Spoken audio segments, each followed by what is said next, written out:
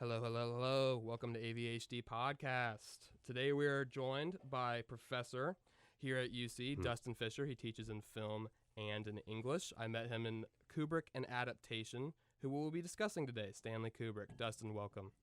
Thanks for having me. Absolutely, anytime. One thing I remember from your class was just how great it was. I mean, it really opened my eyes to, just who Stanley Kubrick was. I mean, I'd seen The Shining before, but that was the only example of Kubrick's films that I've ever seen. And it was one of those movies that even though I didn't look in depth to it, appreciate every little thing about it, it always stuck with me. I think that's the effect that kind of movie has on pretty much everybody who watches it, is that it just sticks with you. Yeah, and I think, that movie's really kept relevant. Especially now you hear people talking about it probably more than they were in 1980. Absolutely. I mean, from all the films we were assigned in that class, I would attribute A Clockwork Orange to probably being the one that really opened my eyes, not just for Kubrick, but all of film in general, really. And so I'm really excited to have you here, Dustin. Thanks again for coming on. Excited to be here.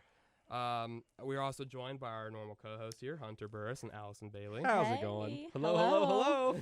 I have bronchitis right now, so I'm way more quiet than I usually am because it feels like nails. It feels like I ate a bowl of nails for breakfast without any milk. Don't worry, your voice still sounds great. Does it? Sound good. It's I can't radio. even. I'm not getting. Maybe it's because I have this beanie on. I'm not getting any. You sound the It's exact the beanie. same. Of course, it's the beanie. I wasn't here. Yeah. There we go. That makes sense. I had fabric blocking my lovely voice from my ears. All right. So as I discussed earlier, our topic today is Stanley Kubrick, arguably one of the greatest filmmakers of all time, in my personal opinion, the very best in terms of not just making film, but making art and opening in a new spectrum for film as an industry. So to start off our discussion, I thought it'd be really interesting to talk about Stanley's life before he was a filmmaker. Stanley grew up relatively poor, not with much to give, and he hated school, which is really interesting because he's revered as one of the smartest filmmakers ever. What's his IQ? It's like something crazy. I said right? that was really high. So Yeah. they say it's 200, which I would love to believe, but whenever you start There's checking no up on the way. sources of There's that, no there's way. really almost no credible proof that that's the case. Yeah, and I don't know where they got that information either. Like, 'cause I don't- if he didn't like school, then where are we getting the IQ test from? I think it's because people are intimidated by 2001. Because I can't understand what this Yeah. movie is. He He must must be be a smart person. way He's too too smart for me. He Yeah. ditched school a lot, actually. So. Yeah, he had a poor attendance and preference to rather go see double features and films and the Yes. like. And jazz, he loved jazz, so he'd go and play jazz. Yeah. He had would an play average. jazz. Yeah, he was a drummer. He played drums. Oh, I didn't I know never that. knew that. He was That's big so- into jazz. So if you watch it, most of his movies has some influence with jazz, especially Eyes Wide Shut. For has sure. A lot of jazz in it. He goes to that jazz bar, and yeah, it's all from. That's so rad. That's really crazy. I His had no days clue. in Was it like the Brooklyn. traditional rock star drum set or like the picture I saw, it's a very pared down, like just a four, two-piece, Yeah. a four two-piece kit jazz. probably. really basic ones? Yeah. just a hi hat and like Yeah, a, he loved a jazz. snare. That's so rad. And classical music, obviously. Right. Yeah. The ninth. Yeah. The ninth. Yeah, yeah. Part of his poor grades was, like we said, his poor attendance. He had a D+ average in high school. Not even in the C's, a D+ average. I love that. His dad was disappointed. His dad was a medical doctor, actually. Yeah, right. And he wanted him to be a medical doctor, but he didn't have any intentions of doing so. Absolutely not. Why would he whenever he loves film so much? Right. I mean, what kind of world would it be without Stanley Kubrick? Yeah, you know? he would have been a medical doctor and we would never had it. when was he going to school? Like, when was he born? He was born in 28. Okay. I have my little notes here. Yeah. And I think, I'm trying to think of when he graduated. I'm not going to do the math, but the 40s, essentially. It was at William Howard Taft High School in New York. Oh, I was like, wait a minute. I was like, wait, he's from Cincinnati. No. They have a brewery named after him. Yeah. Oh, really? I didn't know. That's Taft's in The Cincinnati. Taft. I thought you were going to say Kubrick. I was like, No. what? The Kubrick Brewery. The Kubrick The Brewery. Kubrew. Yeah. The Kubrick. That's great. So yeah, he had a D+ average. He did not graduate from college, but he did earn opportunities to attend some part of colleges due to his photographic expertise. Yeah, and he got turned down. So he Yeah. tried to go and he got turned down.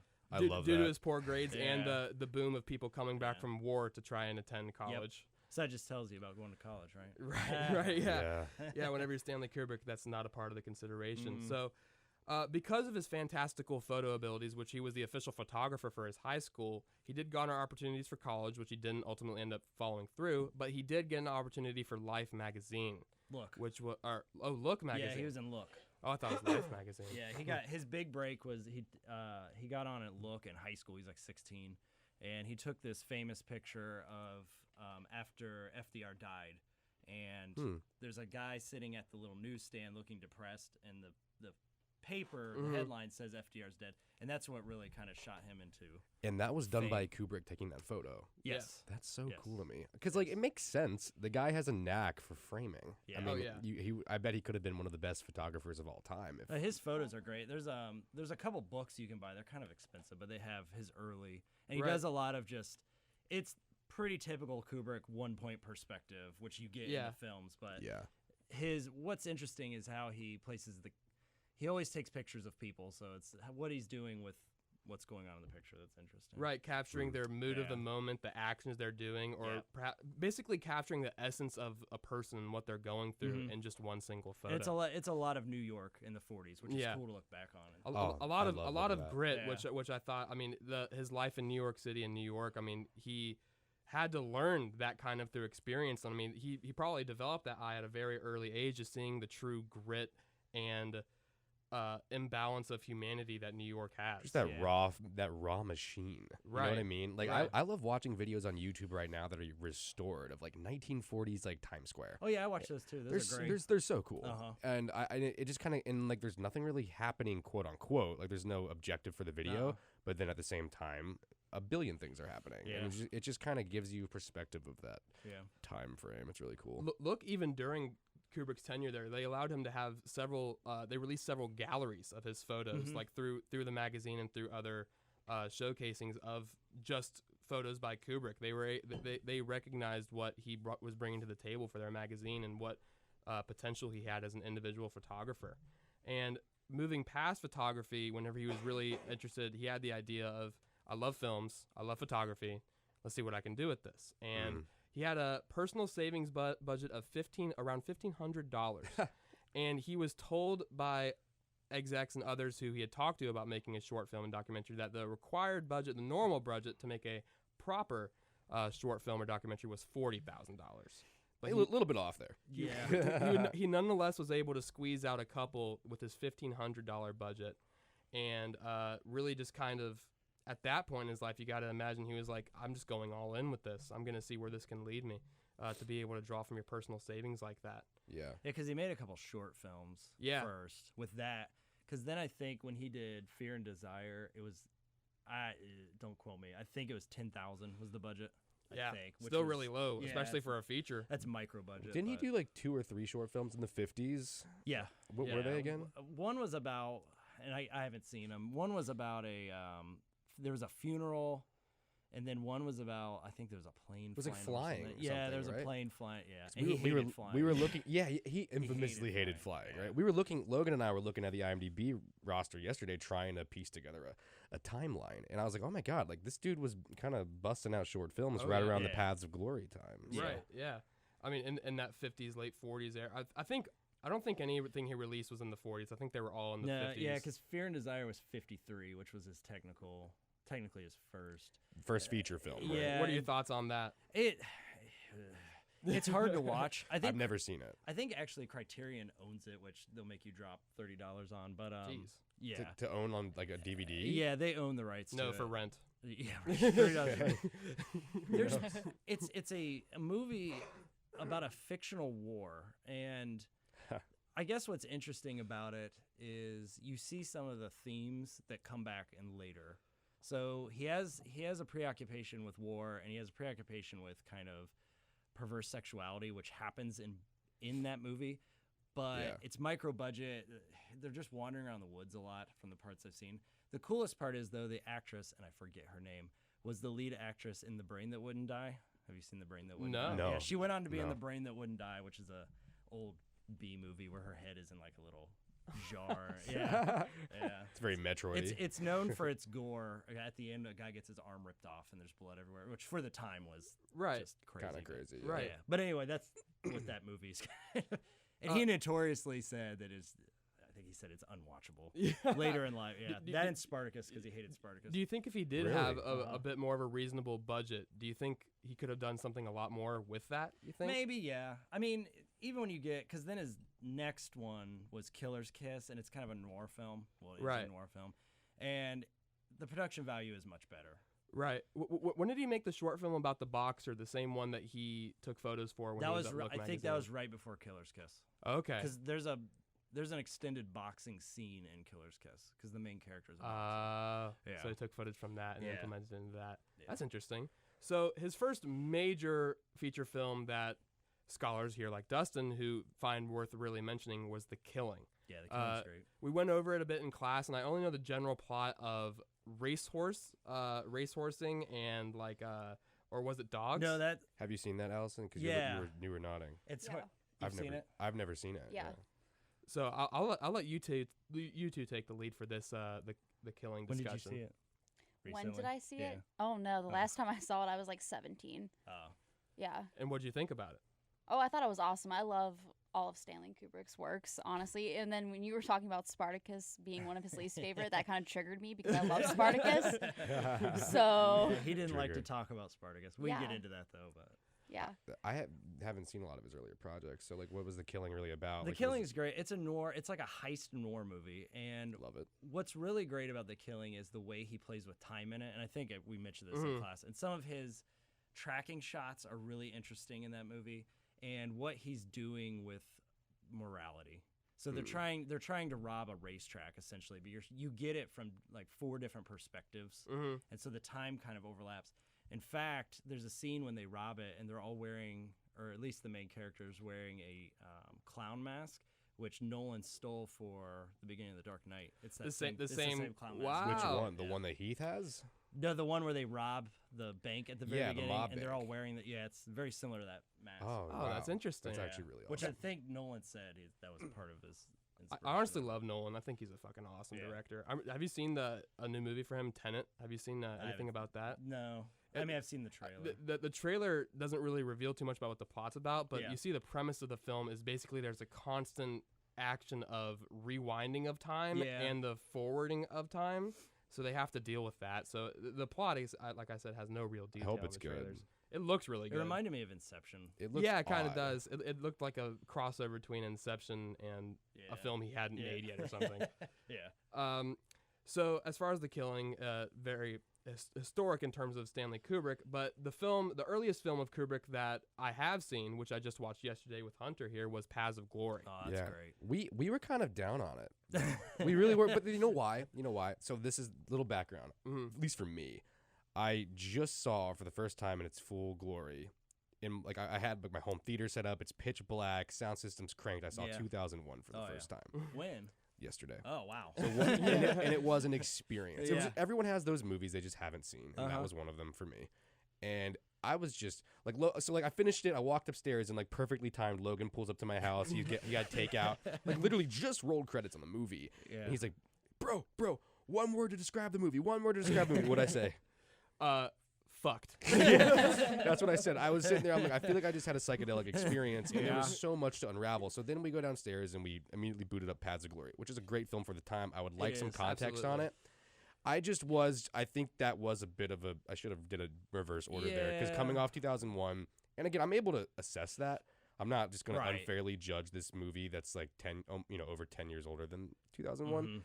But we were kind of just finding ourselves a bit bored, I think, Yeah. when we were watching it. And It kind of felt to me how the start of the movie was excellent. The first 30 minutes for me were just baller. Yeah. And then once it got into this whole part about the execution and stuff like that, I did find it interesting. It's not that I found it interesting, but for some reason, this could have very well been an own personal thought of mine, but the way the movie felt to me, like I felt like this was going to be the middle part of the movie, the dealing of this execution, and that there was Yeah. going to be maybe the taking of Ant Hill for the final time for the thing, or an attempt, or something else. I did not expect this execution matter to last from the middle of the movie up through the end. I thought the structuring was odd, and I think that could be a product of the time, because back then, like the way movies were structured were just a bit more beat by beat, where you'd have your long takes transitioning into your next plot beat, and it was very obvious when the next part of the plot was coming.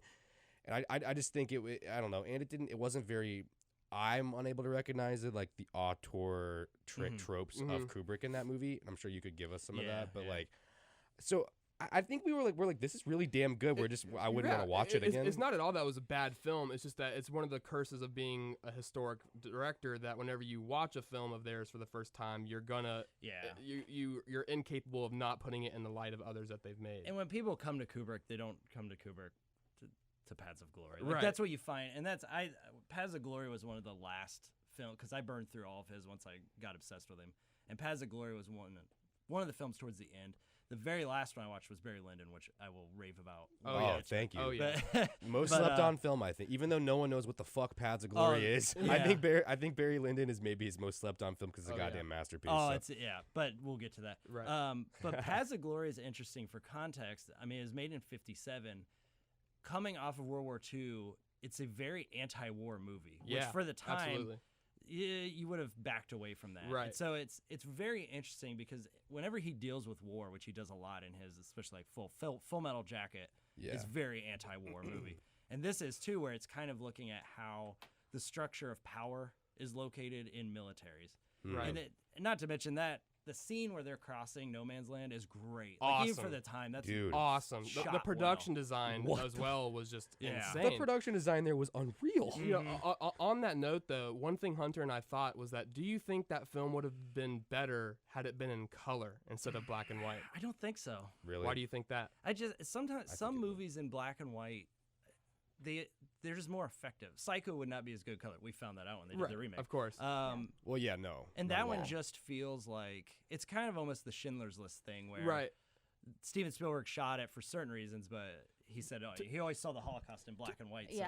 So. To me, there was only a few scenes that truly utilized the black and white. The storming of Ant Hill, like we discussed. Whenever they go out on the night patrol, that utilized black and white very well. The night patrol, and a few like of those shortcuts to transition from location to location of, like, for example, the two guards walking and with the spotlight, like that was a great use of black and white. That was my favorite shot of the film. There was also a solid amount of the movie that was shot in broad daylight. Yeah. Where in those scenes, which consumes more of the movie than the scenes we had just discussed, I was left feeling like this would have been more effective in color. It seemed very muted. It is in black and white. It seemed muted to me. I just didn't know if it was because of it was just less expensive at the time for him to film in black and white, and it wasn't much of a creative choice. Because there were some times where I'm like, we're really honing in. Too. Yeah. And I also think that, like, I'm relatively new to black and white, and by that I mean I've seen probably 24 black and white movies, period. So, like, whenever I'm watching one, I crave the noir effect, where I'm like, I want to see shadows and grit and pores and sweat. I'm like, that's not what black and white is.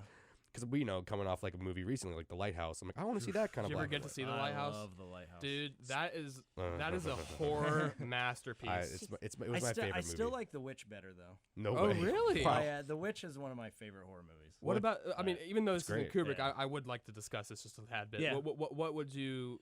Obviously, you like both movies, but The Witch over Lighthouse. Why?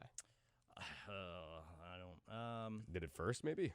Yeah, The Witch for me, even though The Lighthouse is unnerving, I feel like The Witch is more unnerving. And so there's I would agree scenes on that. in The Witch that just, in terms of horror, it gives you that effect. Of Right. The Witch is way more a horror film. Yeah, I would agree than The and I Lighthouse. like that better. And I think The Lighthouse is a lot more Psychological thriller, expressionistic in a way, which is great.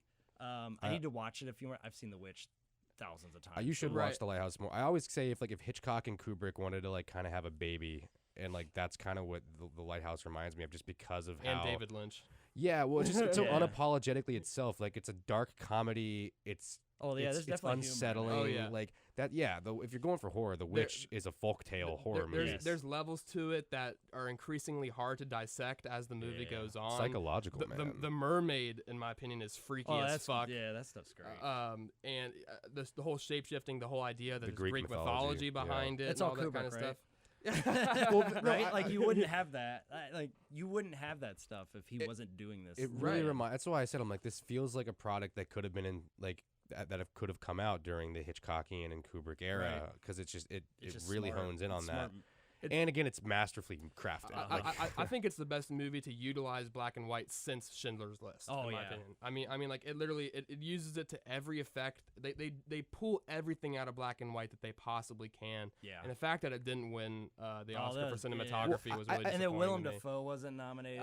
Come on. Look at you're preaching to the choir here, my friend. I think 90% of my tweets on Twitter have been me bitching about the fact. And again, God. no hard hate against Brad Pitt. He did a great job No, in it's Once Upon a Time, fine. but dude, he didn't do better than Willem Dafoe. No. The Hark monologue. I mean, are you kidding me? You're talking about best utilization of black and white, and real quick before we get back on Kubrick, it's like because I think Roma might be one of the best utilizations of black and white that I've ever seen. But The Lighthouse, they took it a step further and knew how to frame it. Mm-hmm. So like, there's one thing to do the lighting, but there's another thing to frame it. Because it feels claustrophobic. Well, every time he cuts, it would like every new shot, every new establishing shot was eye candy, and then the takes would last a long time, and like I love his motto of like the more takes you have, the less they mean. So like we're gonna do this in few takes as possible or a few cuts. Although Kubrick would yell about that. Yeah, it's He just would have something to say about that. I love not I didn't mean to say takes. I meant cuts.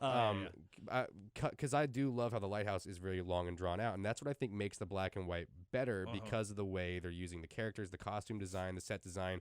Because again, like Roma really is up there with the best black and white I've ever seen in my life. I mean, it won best cinematography that year. But you can do it well. I mean, to defend Paths of Glory's black and white, it was cheaper. If you used color back then, it's going to look like Spartacus because they were all doing that Spectre Vision or whatever that stuff was. It wasn't yet Forbidden Planet looking stuff, and I don't know. Yeah. I don't know if it would have worked as well. There's a 'Cause charm even in there, Lolita, the black and white's great. In the black and white's very so definite in Lolita. Yeah, Mm. but you can definitely see the jump in quality of black and white itself from Paths of Glory. But what you see in Paths of Glory, so usually there's early Kubrick and there's late Kubrick. This is still early, so once you get to 2001, that's kind of the line. But you see a lot of the same. I mean, you saw a lot of is one point perspective. You get the reverse tracking shots. You get the ideas about power and about masculinity, and so it's all there. And it's just great because it's it's an anti-war movie during the Cold War. there's a lot of fascinating ballsy. points. No, yeah, again, our favorite parts of the movie, I think, were just the first 30 minutes of like just kind of the psychological stuff, the night patrol and the corrupted guy wanting to fire on his own men, and the general, and I love that. And Kirk Douglas gave just a kick-ass performance. That was one thing for us, where the leading performances from Kirk and the general. And the other general, they did awesome. But for us, aside from the guy from the Night Patrol, in terms of supporting, some of the Shining, other supporting actors did really. We did not like the supporting cast. We thought it took us out of it really far, and we don't know if that's just because it's a product again of the time where like there's just different standards. Because like the movie is very good. The movie is really, really, really good. It is, and we tried our hardest to view it in that lens. But I think we kind of fucked ourselves over whenever we went on IMDb and saw that it was it was tied for first among his highest rated films. Three-way tie. We kind of yeah. Shining 8.4. Shining and what was it? Full Metal Jacket? No, it was Shining, Paths of Glory, and Strangelove. Yeah, they're all at 8.4 on IMDb. So we kind of we went into it maybe just expecting a bit too much. IMDb is my Bible though. Usually it's pretty accurate. Yeah. Main thing to take away is that it's a great film. It is. It has its very unique parts, and it was very unique for its time. And he was developing his style. I mean, that's his style was. Yeah, you see it developing. Yeah, so that's what's so fascinating about that is you do get to see him experiment. Like the first conversation when they're at the dinner table and they're talking about storming the anthill. Yeah. I'm like, dude, look how he's playing ballet with the camera right now. Yeah. He's swooping around the camera and like capturing this very grandeur room that they're in. I'm like, we don't usually. I'm like, that's kind of odd for the time, especially with those long of takes. I mean, well, it was somewhat normal for long takes. They're long though, especially those scenes. Right. It's like theater. It was like theater, honestly. So moving on from Paths of Glory over to another Kubrick Douglas collaboration for Spartacus. You know the story behind that, right? No. So the reason he did Spartacus, or at least half of it, was because of Paths of Glory. So who, Kubrick or Douglas? Both. So Douglas was the producer of Spartacus, And Oh. I forget who the original director was, but they did not get along. I guess Douglas notoriously was kind of an asshole. And he didn't, so he said, well, I worked with Kubrick, and he brought Kubrick on. Well, the problem is it's Kubrick, and he kind of wants to do Kubrick things. Right. And him and Douglas did not see eye to eye. So Oh, wow. a lot of it, you watch Spartacus, and you're kind of like, I see Kubrick, but it feels very and there was a lot of those period pieces coming out then. The main point about Spartacus was it was one of the first films about the Roman era that didn't have Jesus in it. Oh. Hell yeah. Yeah. I love that. I have still yet to see Spartacus. Allison over here has seen Spartacus. You love it? I love Spartacus. I'm sorry. There's something classic about it. It was No, it's, Yeah. yeah. It was a movie during our class he absolutely refused to discuss. Yeah. Well, Kubrick said in this book, there's a quote from him, and the guy that drove him around went home and found out who he was, and he watched Spartacus, and he said, "Oh, I want to talk about Spartacus." And in the book, Kubrick says, "I don't want to talk about it." Well, Really? how many Yeah, how many Oscars did Spartacus win? it was a lot. Yeah, I was gonna say it won Yeah. a ton of Oscars, Didn't it and win I felt Best like it was Picture? very well It might be deserving. best. Best might be. cinematography, Were best costume were they design. attributed to Kubrick or to? I don't think they were. so. No, because it was like whenever- best costume design, best cinematography, Right. which is Yeah. kind of Kubrick. I guess. Whenever I looked it up, I mean, I can't remember the amount of Yeah. nominations. It said. I think he's received a total of like 14, something like that, nominations for the Yeah. Academy over his career, but he only won one. He's which never was won a Best Director. which was- It's Oscar. like Hitchcock. Yeah, he That's was how- he was nominated for Best Director for, if I'm not mistaken, 2001, A Clockwork Orange, The Shining, and I think that's all he was It's nominated. Do you for know how Best many? Director. You know how many Oscar. best directors in my opinion, like Kurosawa, Paul Thomas Anderson, Wes Anderson, Tarantino, like Orson Welles, they've never got an Oscar for directing, and it's like I Right. can go all day with people like that. It's Orson Welles crazy. was snubbed because he was also kind of against. There's reasons. Him and there. Kubrick are kind of similar, where they're very. Same with Chaplin. Like the they're Academy did not anti- like them. Yeah, it is. I mean, it makes sense. That's probably why they never gave him more than they did. Yeah, and Spartacus had some serious star power in that movie. It's like Tony Curtis, Laurence Right. Olivier. I mean, they were huge back then. Yeah. I mean, like you said, it was of the time a time Mhm. period piece where I mean, you could attract all the stars because those were the movies raking in the most money during that Right. time. Mm. And it's a great movie, don't get me wrong. I'm just saying Kubrick did not. I guess No, all he did these not are. He did not care for it. What All were- those what Because were- he movies didn't are. see it as his. What were the strong points of Spartacus in your opinion, Allison? I thought the cinematography was awesome, and I'm pretty sure it did win the Oscar that year probably for best cinematography. And I loved just the way they were able to adapt. Because I was going to ask you, so I thought it was like his first like kind of wartime movie, but I didn't know Paths of Glory came Mhm. before that until like a couple hours ago. Did he like take pieces of Paths of Glory and kind of incorporate it I don't actually into? know. I don't know. Okay. Because I don't know how much he directed is the thing. A lot of people Yeah. don't know how much. Well, Yeah, I had no idea Yeah, because that there's he like didn't halfway. even. Yeah. How much of Kirk Douglas from Paths of Glory would you say is in Spartacus? Probably a lot. Really? You think he carried Yeah. over a The similar thing, character? The thing to really drive the point home, they never really talked like, after that. And you notice that Kirk Douglas is not in any of his movies ever again. Right. Yeah. Yeah. So something happened. I don't know a lot of the details, but What really one of the only repeating actors for Kubrick was Lloyd from The Shining, Lloyd from The Shining. and the guy who plays Alex's father in A Yep. Clockwork Orange, who's in Barry Lyndon, He's A also the- Clockwork, and Shining. Yep. Well, what's his name? Do you know? the actor. The actor, No, yeah. I don't know. can't I mean, remember. they're I'll all have to look minor it up. roles, but I mean, he's the only one to I think have been in more than two Yeah, Kubrick Shelley films. Duvall, I know, wanted to be in a Oh, lot more. man. Just, that's a joke. I would say That's a Shelley Kubrick Duvall. joke. Well, that's something I noticed is that like, and I think that is because of the fact that it really is just such a demanding project to undergo that you don't see a lot of returning cast No. members in his movies. Yeah. You don't see that. Like, what's odd is it's a mixed bag of reception. Some people say it was an honor and the best teaching experience they've had as an actor or actress, and then a lot of people are like, I would never fucking do that ever Yeah. again. Right. Well, the actor who might not have been in the most individual movies for Kubrick, but has played the most individual roles would be far and away Peter Sellers, who moving Hey, into he was in two. moving Yeah. into Lolita, and in both films he played more than one role. Yeah. So for Lolita, moving into Lolita, that was the first film of Kubrick's that we did in class, Yes. if I'm not mistaken. Yeah. And to be honest, it's not that I didn't like it. It's just that whenever I saw the film, I was like, what is the hoopla about this? Everyone about hates this on thing? Not Lolita. even that.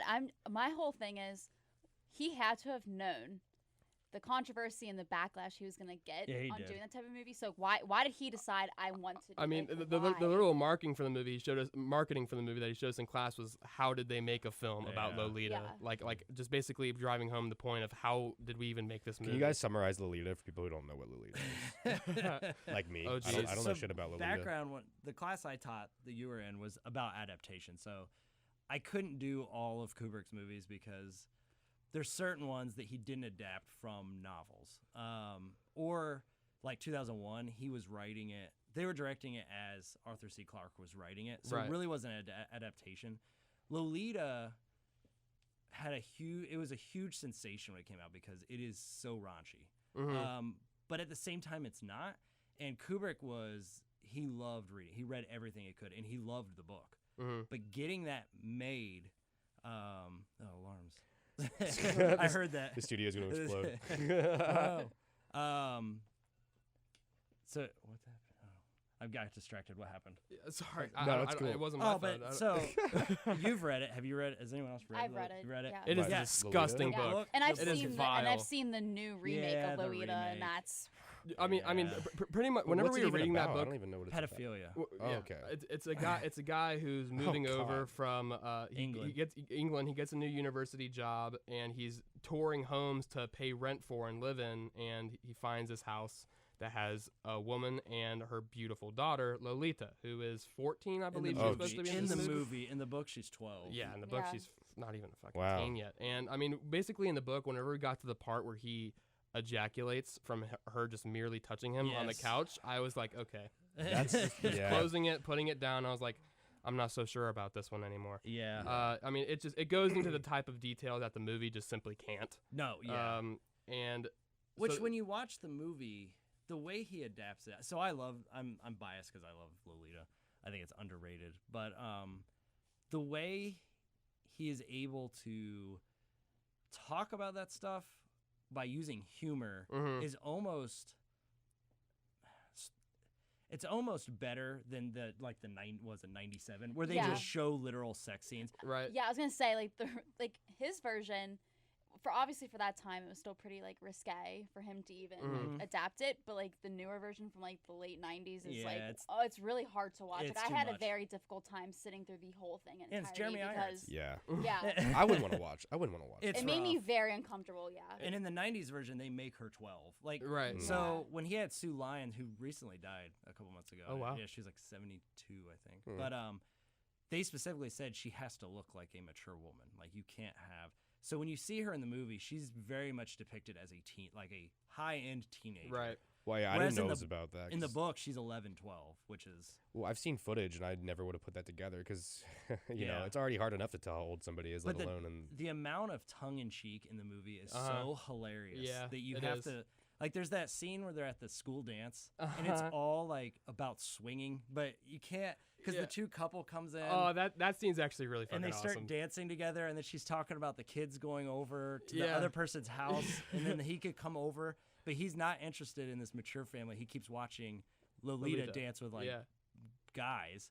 And it's just hilarious when you watch that stuff, but then it's unnerving because you're like, oh, Right. it's still about pedophilia. And But that's then hilarious to the, me, the, though. the sexual no, yeah, it's dark. Yeah. It's dark. the comedy. sexual undertones from various characters, not even just Lolita No. or Robert Mason's character, but for say the hotel cashier Oh, yeah. talking to Peter Sellers, and it's just like and he keeps touching him. yeah, he's like very Yeah. obviously like slipping these gay sort of undertones, and the guy Robert Mason's character, what's Dr. Humber. That's Yeah. right. He meets at the camp whenever he goes to pick up Lolita, and she's like, "Do you know Lolita?" She's like, "Oh, yeah." Yeah, the I young know kid. Lolita. Yeah, the young kid. He gets all concerned because she gets sent away to an all-girls club or all-girls camp called Camp Climax, which ha. See, you're laughing. So, and when he comes to pick her up, there's Oh this my like God. young teenage boy, and he keeps getting all awkward because this kid's standing there. He goes, "Oh, you know Lolita?" He's like, "Oh, I know Lolita." And it's just, but then there's the scene where they're at the hotel, and because Peter Sellers is a genius in that movie, and he's talking to the homosexual front desk attendant. He's talking about karate and how his wife throws him around and he lets her, and that stuff is like, it's so funny, but you have to pick up on it. And for, what was that, 1962? I didn't know like, that Right. it was that kind of vibe. I need to watch Yes. this movie.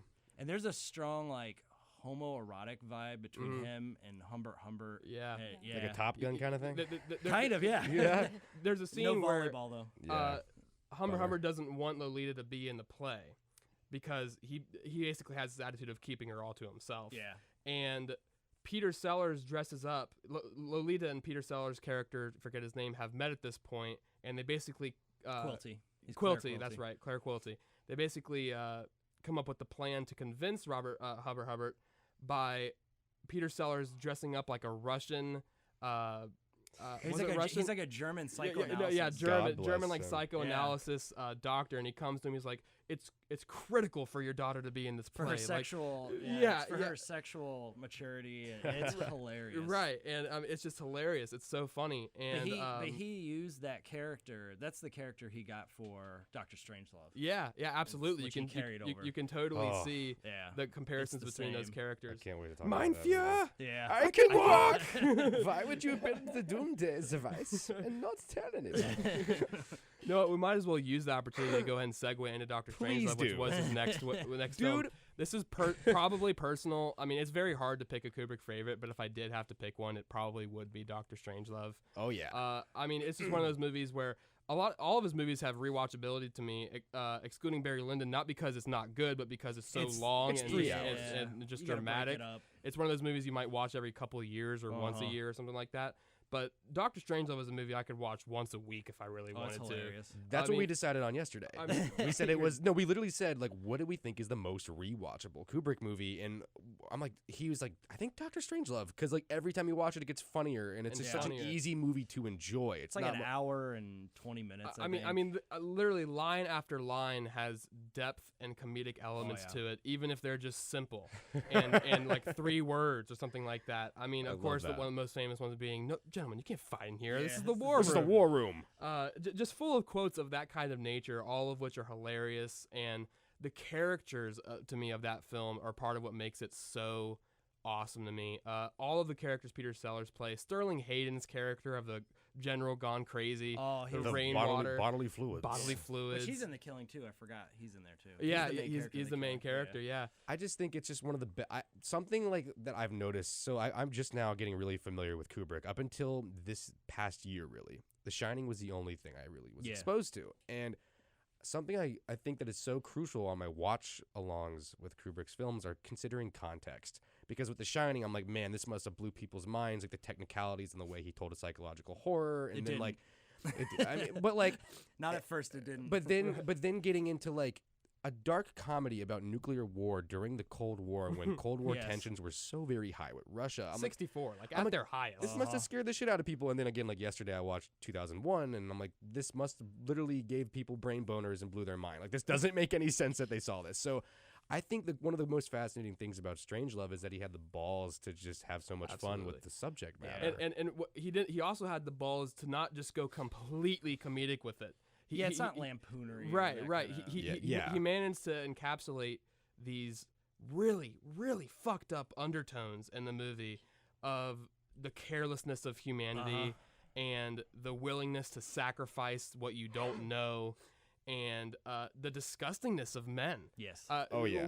That's a reoccurring theme. One thing I wanted to talk to you about is that you know how the Russian ambassador says in Dr. Strangelove that the Doomsday device triggers automatically once a nuke is confirmed to have impact.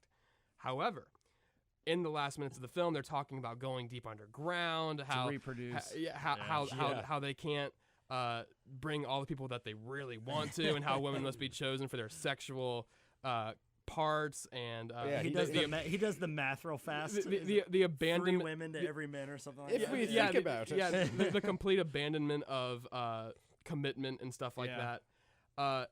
And after all of this, he says, "That's a mighty fine idea." The Russian ambassador, "That's a mighty fine idea you have." And then he walks off and sets the trigger, which basically triggers the Doom device, which basically was the way I look at it. The Doomsday device actually wasn't automatic. It was only a threat, and that he chooses to do it because after initially realizing after a period of time that it was an honest accident and that this general did just go crazy, that last discussion and the disgustingness of it is what says, you know what, these people can't be saved. The world is fucked. That's an interesting way to look at that. Let's Because then you just watch nuclear bombs dropping.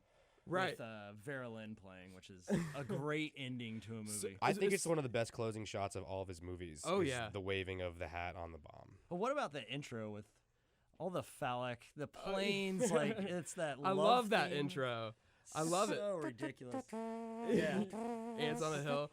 And I love how James Earl Jones is in that movie too. That just makes the movie just even better. The fact that he's in there. It's like, I just think this is but we're talking about all these things that were kind of new for him, and maybe not new for Kubrick, but like I feel like this is when it's like, yeah, I'm Stanley Kubrick, motherfuckers. Like I'm gonna have an actor playing 3 different characters. I'm gonna have some really crazy subject matter that is in the forefront of everybody. Like a lot of people at that time, they're just not gonna go see a pedophile movie like Lolita, whatever. Right. But everyone is scared of nuclear war, right? And like, and that being a popular movie at the time, it just increases tensions, and like it wasn't soft on it. So I just think like we're really starting to see like the tropes of who he is really in that movie. What is also 64. great about something like Strangelove, and you're talking about how it's funny. I mean, it was made in '64 about Cold War politics, which it's so timeless though. Like you can watch it now and laugh. Because absolutely. And I could see you making, and I think because the book is based, it's called Red Alert. And he read it, and they were going to start shooting the movie based on the book. And the book is very serious. It's like, the Russians are going to bomb this thing. And he he started shooting it and thought, this is ridiculous. Like, and that's how they just made it. It was almost like Snakes on a Plane or something. But this is so ridiculous. We're just going to make it, and it worked. Like, it would not have worked if it was Red Alert, where, the Russians are coming, and it's and the disclaimer at the beginning of like, none of these people are supposed to represent actual people in our military. The Air Force themselves has said that they have preventative measures that prevent something like this from ever happening, which makes it even greater. Because I'm like, I was like, is that a comedic beat, or like were people really like free? The Air Force actually made him put that in the movie because they redid it was the B-52, and they said it was so accurate that the Air Force was questioning them how they got the information to reconstruct the interior of the plane. That's a Kubrick thing in general. That's a Kubrick thing. To be quite honest, that's how you get moon landing conspiracies. Seriously, though. One thing I also noticed for Strangelove when I rewatched it with him earlier is that in terms of the transitions from scene to scene, I honestly see a lot that transfers from Lolita over to Dr. Strangelove. Just the fading out, the music, and things of that nature, how he really kind of carried that transitional behavior from Lolita over to Dr. Strangelove. That was his last of the early, because then next was 2001. Right. I mean, after that, so Strangelove was 64, right? Film. Yeah. 64, and then 68 was 2001.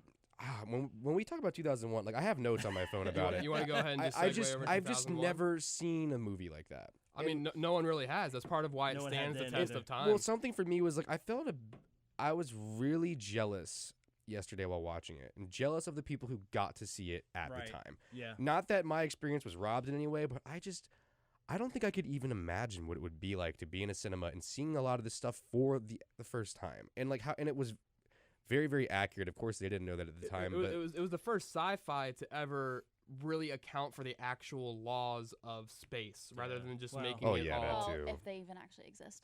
See? Oh God, tinfoil hat over here. I was waiting. Calm down, Alex Jones and Eddie. Yeah, I like when the tinfoil comes. Eddie out. Bravo has a theory over there. I no hate on those guys. Those guys are awesome. But Can I say one last thing about Strangelove though? One of my favorite scenes, and it's kind of one of this though, is the one where they call the general Turgeson, and he's in the bathroom, and she's just laying there like suntanning, and she won't go. She's like, "Who is it?" He keeps yelling for. It's important. It's important. Tell him to call back later. I think it's one of the best introductions to a character. George C. Scott in general is so amazing that movie. I love him trying to explain Plan R to the president. He's like, you must understand, President. You're the one who signed it. And that scene where he's just chewing bubble gum. Yeah. And his girl calls him. He's like, "What did I tell you about calling me here?" I don't know who was my favorite character in that movie. There's so many. Probably. I mean, at the end of the Dr. Strangelove at the very last second kind of stole it from me. All of a sudden, like trying not to do the Nazi salute, like his programming coming through. Have you noticed too in that scene whenever he's trying to stop himself, there's people in the back who can't laugh. They're literally laughing. Cracking up. I love that. I love people breaking though. Yeah. Shout out to that movie. I think it's a 10 out of 10. I gave it a 9 when I first saw it. Now I do think it's probably. I remember I took because I liked it, and I took my wife to see it. They played it at a theater up in Dayton. Then I said, "Oh, I want to go see this on the screen." Mm-hmm. And I remember when we left. She was like, I don't get it, because I was cracking up, like it, and it's a very, the humor is so dark. You have to and be intuitive. It's sarcastic, and it's so you But don't get there's that this- kind of comedy anymore. Right. But it's satirical though, Yeah, because it's I satire. for me, I'm a big fan of things like South Park and stuff, where Oh, yeah. you have people in authority kind of acting just stupid, and it's usually over a reason that doesn't make any sense. So as soon as the general gone rogue started being like, "Have you heard of the bodily fluids? The bodily flu." I'm like, "Oh, I'm all about have, this." have you ever humor." heard of fluoridation? Yeah, Mandrake. fluoridation of the water. And that shot where he's smoking the cigar is great. Oh, It's like that- dude, That's- oh, we were talking about That's that. honestly probably my favorite quote. Whenever he says, "Do you know what who and who said about war 50 years ago?" Uh-huh. He said, "War is too important to be left to the generals." Back then, he might have been right, but today, war is too important to be left to the politicians. They have neither the strategy, the inclination, nor the attitude for strategic warfare. Something along he those pulls that lines. machine gun out of the golf. No, he golf pulled a bag. fucking Yeah. Gatling Yeah. gun out of his golf bag, dude. Yeah. And he's like, "Here, you're gonna feed me the ammo." Come, Mandrake. Oh, sir, you see, my The cord leg's in gone his a bit legs. gimp. Yeah. Which I think is I have wonder if that was a cut at the president's always golfing. Oh, Oh my Because- god. yeah, that's a 'cause- good thing. Around that time is when you saw more like Eisenhower go golfing, and Right. now that's a reoccurring political. You're right though. hit. Right. Yeah. I wonder if it was. I wonder if I've never looked. Definitely more public eye, Yeah, when he pulls that, he pulls like a 50-millimeter gun out of the. and that was so great. But Or when he shoots himself even when he shoots himself in the bathroom, Yeah. and he can't open the door. Yeah. It's hilarious, but Yeah. it's not. I mean, it's supposed to be, but It's one of those things where Peter Sellers brings a lot to the Yeah. table for a movie like that, and you can't help but He makes the wonder movie. how much of Sellers' genius is part of what makes that movie what it is. yeah. But as all the characters he plays, my favorite for him in terms of the characters he plays is Mandrake. I mean, I love the character of Mandrake. The president is also Yeah, the awesome. president's funny. Strange Love is And mine. Strangelove steals the ending of the movie, so My they all are just amazing. And then you go for a movie like Doctor Strangelove, which Yes. is So one thing about his personal life. Okay. In the '60s, he left the U.S. Who did? It's Kubrick. for UK. Okay. Lolita, he shot in England, and he never came back to the U.S. Hmm. I did not know that. Yeah, and so this is where he starts to get this reputation in the press of being a recluse and a hermit, and it really was when you really start looking at him, he was a family man. He loved his family. And his cats. Yeah, he did love his animals, but he liked his privacy, and so it was like he lived in a house, but he did when he shot a movie, he did everything. It was Everything. clear down to marketing. He had one story where I think it was in London. They had the display for Full Metal Jacket in the video store wrong, so No, he yeah. made someone go and Leon. rearrange. Yeah. Leon had to go and it was that level of meticulousness that you don't see as much on films anymore because it's such a huge production. Mhm. He did it all himself, Yeah. and he was so successful that the studio just kind of went, "Here's a check." Yeah, well, the guy from Warner, the former president of video distribution, said, should have saw this coming, given that it's Stanley Kubrick, because they thought they could get away with the arrangements they had Yeah. for the video, and he literally went there and Which had kicks Leon him in the fix it. ass with Eyes Wide Shut, which we'll get to when we get. So one thing on this point though I would like to discuss was do you guys think Kubrick targeted controversy as a director? Do you think he tailored I think his he was films drawn to it. for Yes. controversy? I think he was Yeah. drawn to it.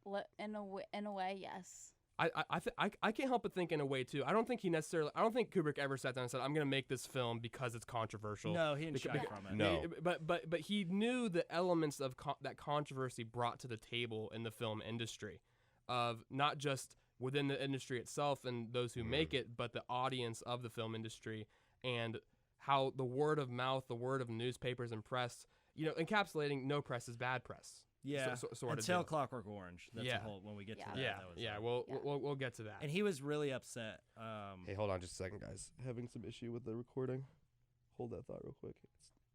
I don't know when this went out, but it says regular monitor canceled.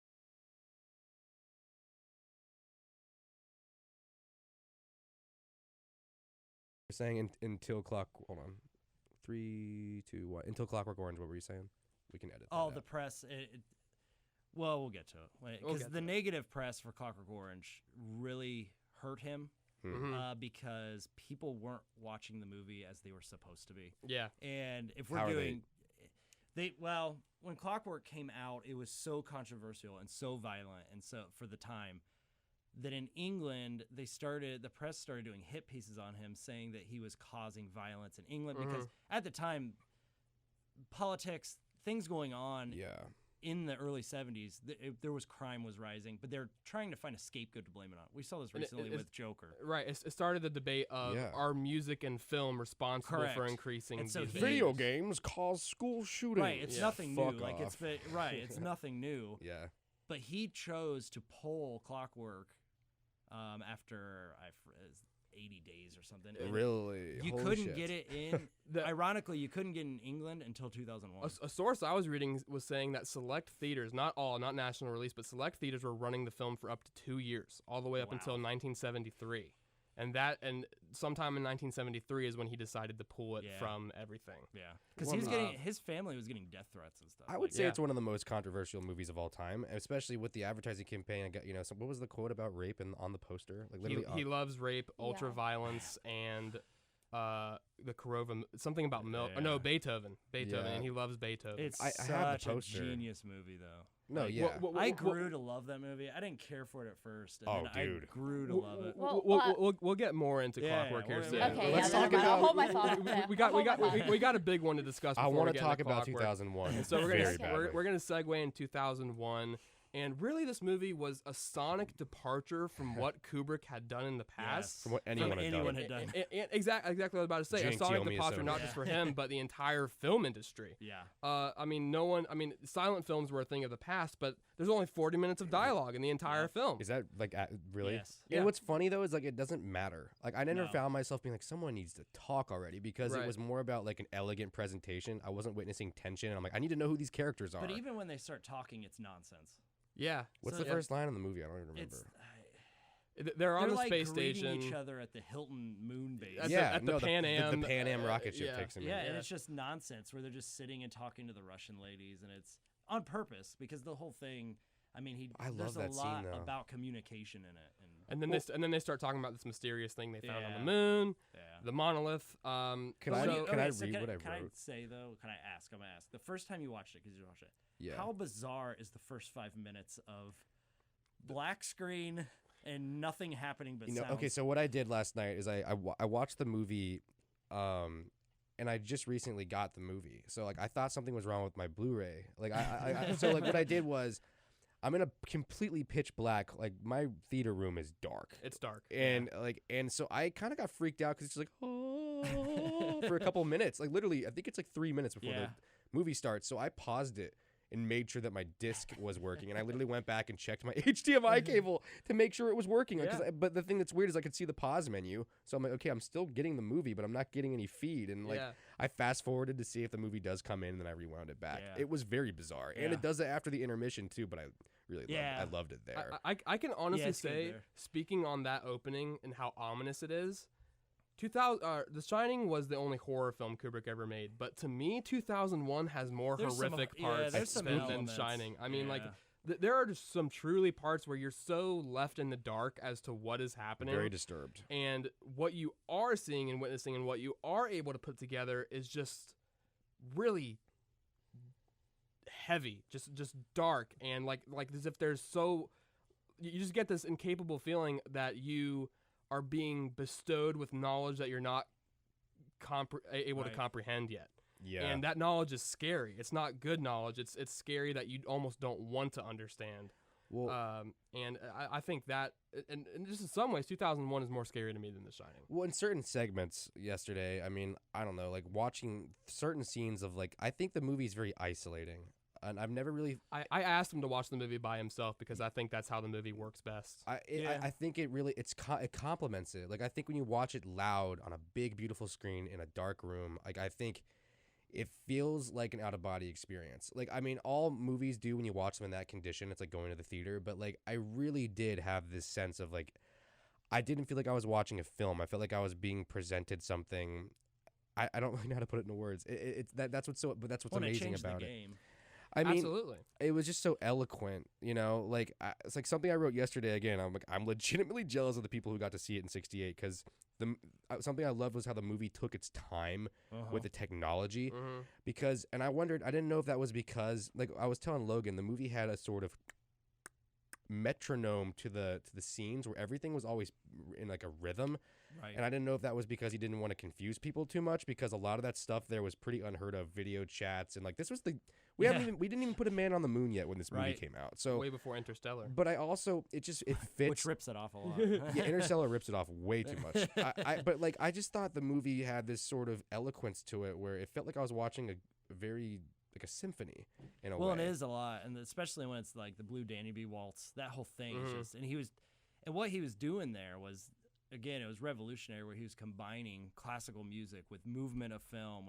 Because before that, you had soundtracks, but it was they did the orchestral strings, and this was, the movement of the spaceships and the movement and everything spinning, and how good it looked. And it's very too. juxtaposed as well, because you have this old original orchestral symphonies matched with what at the time during the moon landing is the future space and space exploration. So it's literally taking what has run through the course of history and what is going to become. And there's our still history. Cold War politics in it, which is hilarious, because it's like those satellites you see.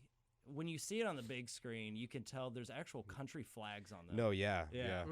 And I so noticed that they were yesterday. supposed to be satellites for. Have you seen the dropping remastered nukes. version, the 4K version? I actually got to see it in 70 millimeter on IMAX. Oh, okay, wow. yeah, that'd be gorgeous. And it was like, that had you to be an felt experience. it in your chest. It's so good Literally. watching it. The 4K disc, I recommend if anyone has a good player. I or have a the good Blu-ray, screen. but It's so nuts. I haven't gone to 4K yet. Oh, you should. We'll talk about it after the show. Okay.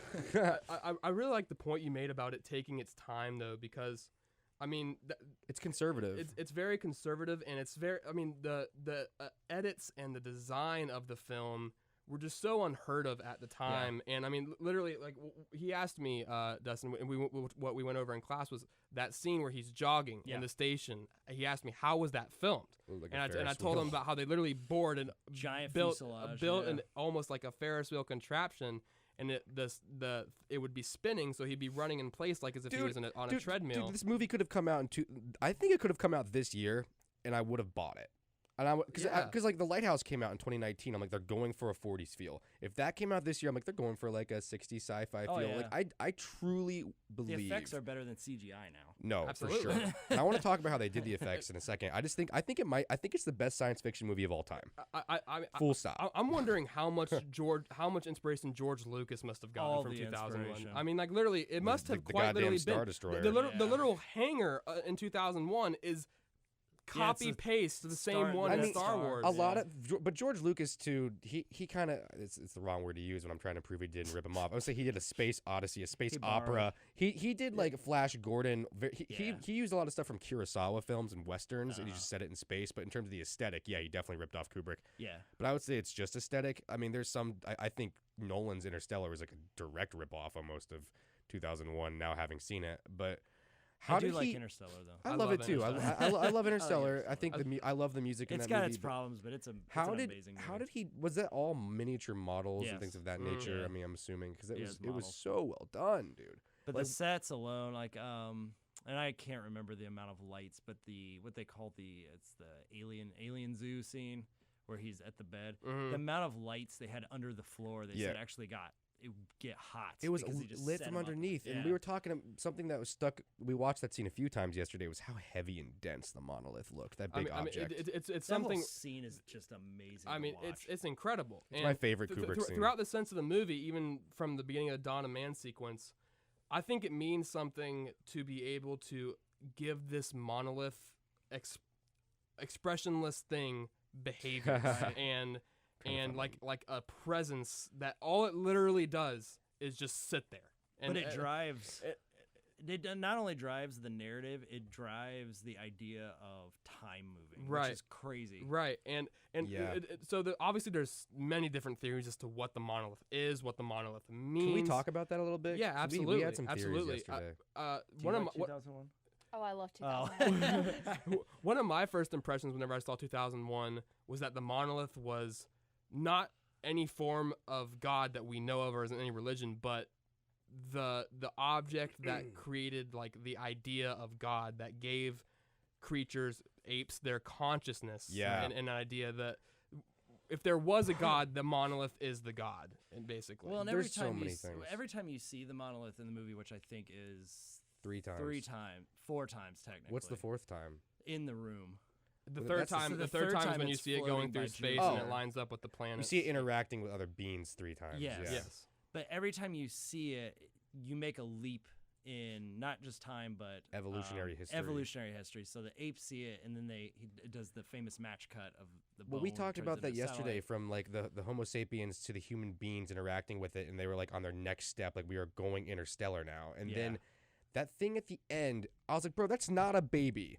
Babies don't look like that. Yeah. The It- Star Child. now it looks like the actor who plays Dave, Yeah. but I'm like, maybe that's a stylized choice. Do you think it was a stylized choice to make that baby have such a large head and have the same eyes as the actor, and they were just going for it to be a baby, or it's like this is the next evolution? Right, of, get the tinfoil hats out. Okay. Have you heard the theory that the Star Child baby is Alex from A Clockwork Orange? I think Yes. you might have. What? Have you Yes. heard that one? Yes. I have not. Yeah. Because the last shot of 2001 is the baby looking into the camera. Right.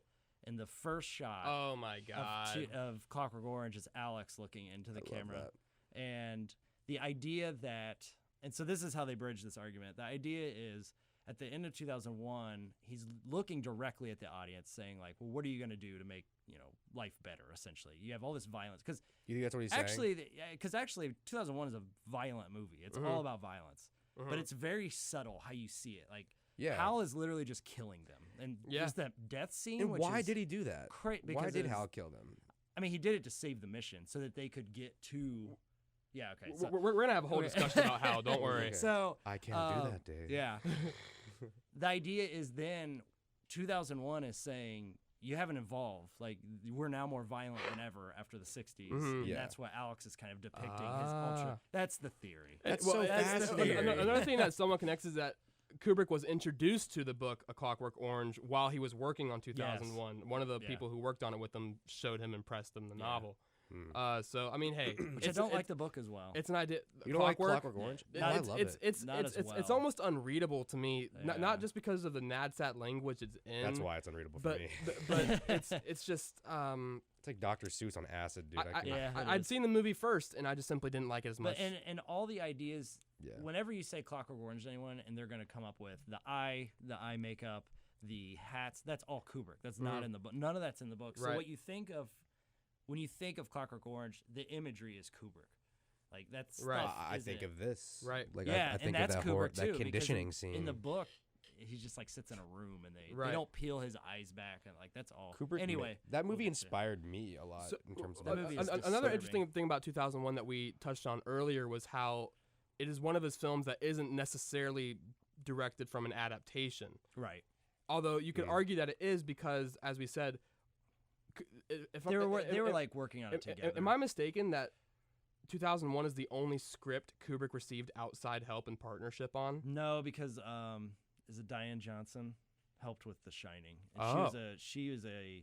she taught I think at UC Berkeley, I think, but she was a horror author, Oh, okay. and so he brought her in and she helped. So there's a Okay. lot of like the stuff with.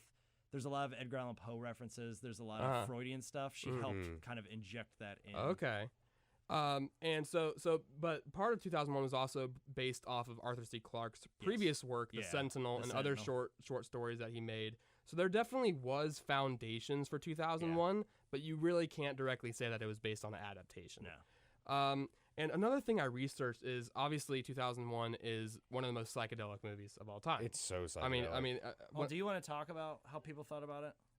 what do you mean? Well, when it came out, there's a lot of you can look it up. There's a lot of articles from the time saying I think we read one in class.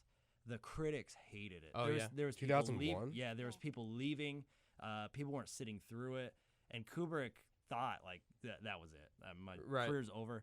It got popular because of the counterculture. 68. So it's kind of a product of its time where people would drop acid and go see it, and then they started marketing it as the greatest trip of whatever, and that's how it really got. But the stuffy like critics would go in and watch it and go, "This is unwatchable." That's And so Right. shocking to me. yeah, there's no dialogue. There's no. Most of his movies coming out, critics didn't like it. They did not like The Shining. They didn't like. What's really interesting to me is that whenever I saw 2001 Critics, for the right? first time, I was like, okay, even if he it's Kubrick, he wasn't on psychedelics while he made the movie. He wouldn't be that irresponsible. But there's a level of consciousness to this I think movie he was aware that you have to have culture. experienced something like psychedelics to garner that knowledge. I don't know if he did drugs. But though. I have an article up here right now that during his successful lifetime, Stanley. Oh, by the way, it's by Overmind.com. Nice. During his successful lifetime, yeah. Stanley Kubrick actually addressed the question of whether he used LSD or other drugs to expand his mind to enhance his works. To this, he blatantly said no, and had one of the best reasons as well. In his answer to the interviewer, he described vividly that it is crucial for an artist to have a oneness and sense of being with their subconscious and their personal creative outlet that they possess. He continued to say that he felt Sounds like he did acid. Was he? Yeah. he felt as though the individuals who knew how to use these enhancement drugs had a difficult time distinguishing what was truly beautiful versus what was stimulating. Interesting. That's pure Kubrick response. And then it's like, I don't know, Kubrick, maybe you should try it. Yeah. You'd really like My it. response would be like, no. All right, Yeah. moving on.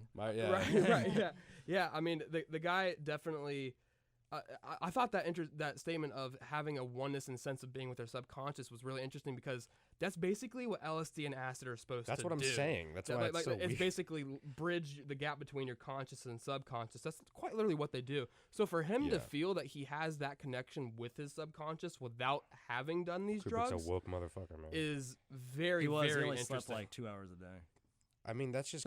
But he was an extremely smart Literally man. woke. Like, I mean, he must have been like someone who, to be that insightful, to be that mindful. Like, usually it takes a lot of meditation, and sometimes people do need things like drugs to open their mind up And to he- that. But maybe and- he didn't. You know. He read, like I said, he read everything. And they said after he died, they went into his office, and it was just piles of books and articles, stuff he just never, he would get to, and then he would, because he was always looking, what's the next script? What's the next? Which he got burned with a couple of them. Which He we'll was get to always later, making the but next project. Yeah. Yeah. Right. With Napoleon, and he got burned. Well, really, Full Metal Jacket. Eyes killed Wide him. Shut kind of got. I feel like he got burned. We'll a bit get there to- with We'll get to production. that. We'll I get love to that. Eyes Wide Shut, but So in order to wrap up 2001 real quick, I mean, in my opinion, the most interesting character in the movie is Hal. he's the I most can't human. do He's that, the most Dave. human, and he was asking me why Hal does the stuff he does. Well, yeah, I was And- confused a bit by Hal's And motivations. what my personal answer was that Hal had basically, along his experience, started to develop a consciousness and a sense of being beyond what he actually was. And whenever he started to show signs of fault, likely due to his focus on that part of his nature, he felt as if there was the conspiracy to shut him down, which there factually was, that he read the There lips was, yeah. of. By the way, that's my favorite scene from the movie where Hal is reading the lips of. I think that's some And of the the camera's most just brilliant moving back and editing and forth, dude, yeah. that is one of the most brilliant moments in film I've ever seen. Where it goes silent, we just have the fisheye lens, and it goes. Has great. anyone, obviously we know what it is they're talking about, but has anyone ever been able to translate word for word what it actually I is that don't they're know. saying? Is there I'm a sure pub- someone has. Is there a script published? Well, of course there's a script Yeah. published, but I would imagine that Just doesn't as say inaudible. as well. Just shows what Hal's doing during that Yeah. That scene. goes back to that whole scene about communication that runs through the whole, where you can't hear them talking, but Hal understands what they're Right. saying, and Right. My favorite scene, that's a great one as well, but one of my favorite scenes is the death of Hal. Whenever he goes It's to. so sad, right? I mean, it is Wild. sad. It's but, scary. but at the same time, you get confliction where you are sad for Hal, but you're totally understanding of why Dave needs to do this. yeah. I wasn't And- conflicted at all. I was like, shut that fucking thing down. Right. It scared me. And I mean, like the way that scene is shot, there's no sound besides the Oh, yeah. breathing, which it's is so which is long. coming from Dave. The breathing is coming Yeah. from Dave, which is also reminiscent of the last scene whenever he It's the reaches same to breathing. touch the monolith. But also because you hear it without always seeing Dave, it's almost also giving a breath to Hal as well. Yeah. Where He you- scored the you're- movie with breathing. It's right, so brilliant. and just the singing of Daisy while he's dying. Oh, and that's the- when I was like, kill that and fucker. he's like, Dave, I can feel Yeah. lost. He says I'm- he's I'm dying, losing right? myself. Dying, yeah. And right, and I mean, it's just such a brilliant movie That on scene so is many awesome. different aspects. My favorite, I think, is the scene where it's right after that, and you see Jupiter, where the monolith is floating. That part is an eerie scene. yeah, Jupiter is glowing. I don't know how to that- describe that scene. That thing is just floating around. Yeah. Like, that's a creepy scene. then it lines itself Uh-huh. up, and it's just like what? The Like, fuck that's is it, go- yeah. Whenever it does that, whenever it lines itself up with the planet, Where it looks like a I get crucifix. an it does. I get an indication that like this thing is an orchestrator of some kinds. Yeah. Where he's pulling the strings not just of humanity, but perhaps the universe as a whole. Or at least his responsible part of the universe. You never know if there's multiple monoliths out there. It could be intelligent, fully.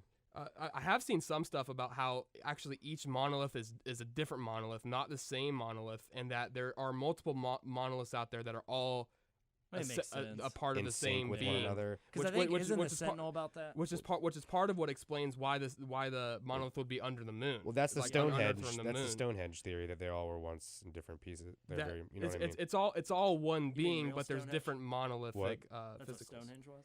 That's like the Stonehenge theory about how like each piece was like this godly object, and when brought together, they like lost its power individually. But like the way I was watching the movie was, I thought at first that the movie was starting off on the moon like millions of years ago, and that Psych. the Homo sapiens were just they buried the object, because when they discovered it buried on the moon, I'm like, oh, like someone realized this thing is not to be tampered with, and they tried to hide it. Like they buried it. Like that was my first before I saw it going ape shit and traveling through interdimensional space. That's what my theory was, and I also had the theory that it was responsible for elevating men. Like when species was ready and worthy, it would present itself, and like with the touch of the object, they would be enlightened. Because every time we see the character reach out and touch it, you could also view it as not them being worthy, but being completely unworthy and needing connection. That needing too. a new beginning. Well, it was like because right after the Homo sapiens touched it, they started using tools, and then like the human beings already farly progressed, you know, in terms of their. And notice that they use the tools for violence, which is again you got that he's doing that motif again of violence and man and violence. Yeah. And every time you see it, there's some aspect of violence. So there's the scene where the tools, and then they use it to beat the other ones. Right. Well, he bashes at the dead skeleton. And when he throws the bone, it turns into the satellite that drops bombs. I think that's part of what plays into why whenever they discover the monolith on the moon and he goes to touch it, it starts that ringing noise, like, don't touch me, get the fuck away from me. Bro? I think that's part of it knew that whenever it first gave that consciousness to the ape, that, again, as you were saying, its first usage of that knowledge was violence. And so I think the monolith was at a mindset where if I allow you to touch me again, what further damage can be done? But why care? What am I giving to you by allowing you to touch me? And stuff like that, to the point where he doesn't want them to touch. And the rest of the movie's about killing, right? Right. Hal's trying to kill them. He kills Hal. Why did you think Hal killed the other astronauts? Because this is what I was confused about. I didn't know, because again, in the time frame of the 60s where computers could scare the living shit out of people, it was causing so many schizophrenics to go AWire. Just thinking, sitting in the same room as an IBM would freak people out. Yeah. So having this computer go online quite literally and become sentient and self-aware, and then just I'm like, is it dramatic effect for him to just start killing people? Because it was scary. The scene where the pod opens up and sends Fred or whatever his name is into space, and then then he killed the people in the pods. I'm like, but why are you doing that? Like, you're in control of the ship. You can decide where we go. You don't have to kill anyone. That's so a great sequence I didn't get because the humans, as Dave shows, is capable of shutting them down. Yeah. And he just, because like he could have woke up the people though and been like, yo, they're gone. Like, I don't know what happened. Like, you know, I don't know what happened. Like, it's up to you now. Like, I do think it's just, because I think there's a dramatic effect in having him make these decisions. And like, what he kept saying the mission was important. I'm like, does Hal want to go to Jupiter? Does he not want to go to Jupiter? He wants him. The whole point, because then at the end they have once he kills Hal, that recording kicks on and he starts talking and giving him ideas, because they knew the monolith thing was out there, because he was one of the scientists that touched it. Who, the guy in the video? Yeah, he's the one that touches it, and so he knew then it was out there and sent them there. That video that was triggered by coincidence, or was it triggered by death? Was it a last act of Hal saying, I think it was watch the last this? act, if I remember right. Because that was it did but then come on. Dave gets screwed because he gets stuck in this room for the rest of his life. And the thing is, now I thought that was very angelic. It is interesting to note how the way that scene progresses and the way that it flows is flawless. Brilliant. But it's also mystifying in the sense that is this fast forwarding of time? Is this happening for us, the viewer, or is this constantly switching the actual perspective of Dave? Well, every time we get a new shot, it's a new perspective. And he's looking at himself, but then it switches and he's not there. He's not there anymore. It's not shot. So Kubrick's using the direct classic motif of shot, reverse shot. Right. However, he's really honing in on perspective there because we're only dealing with one person. So it's perspective, reverse perspective. We have him in the pod, seeing himself outside the pod. Now the pod is gone. He wanders, then he sees himself eating.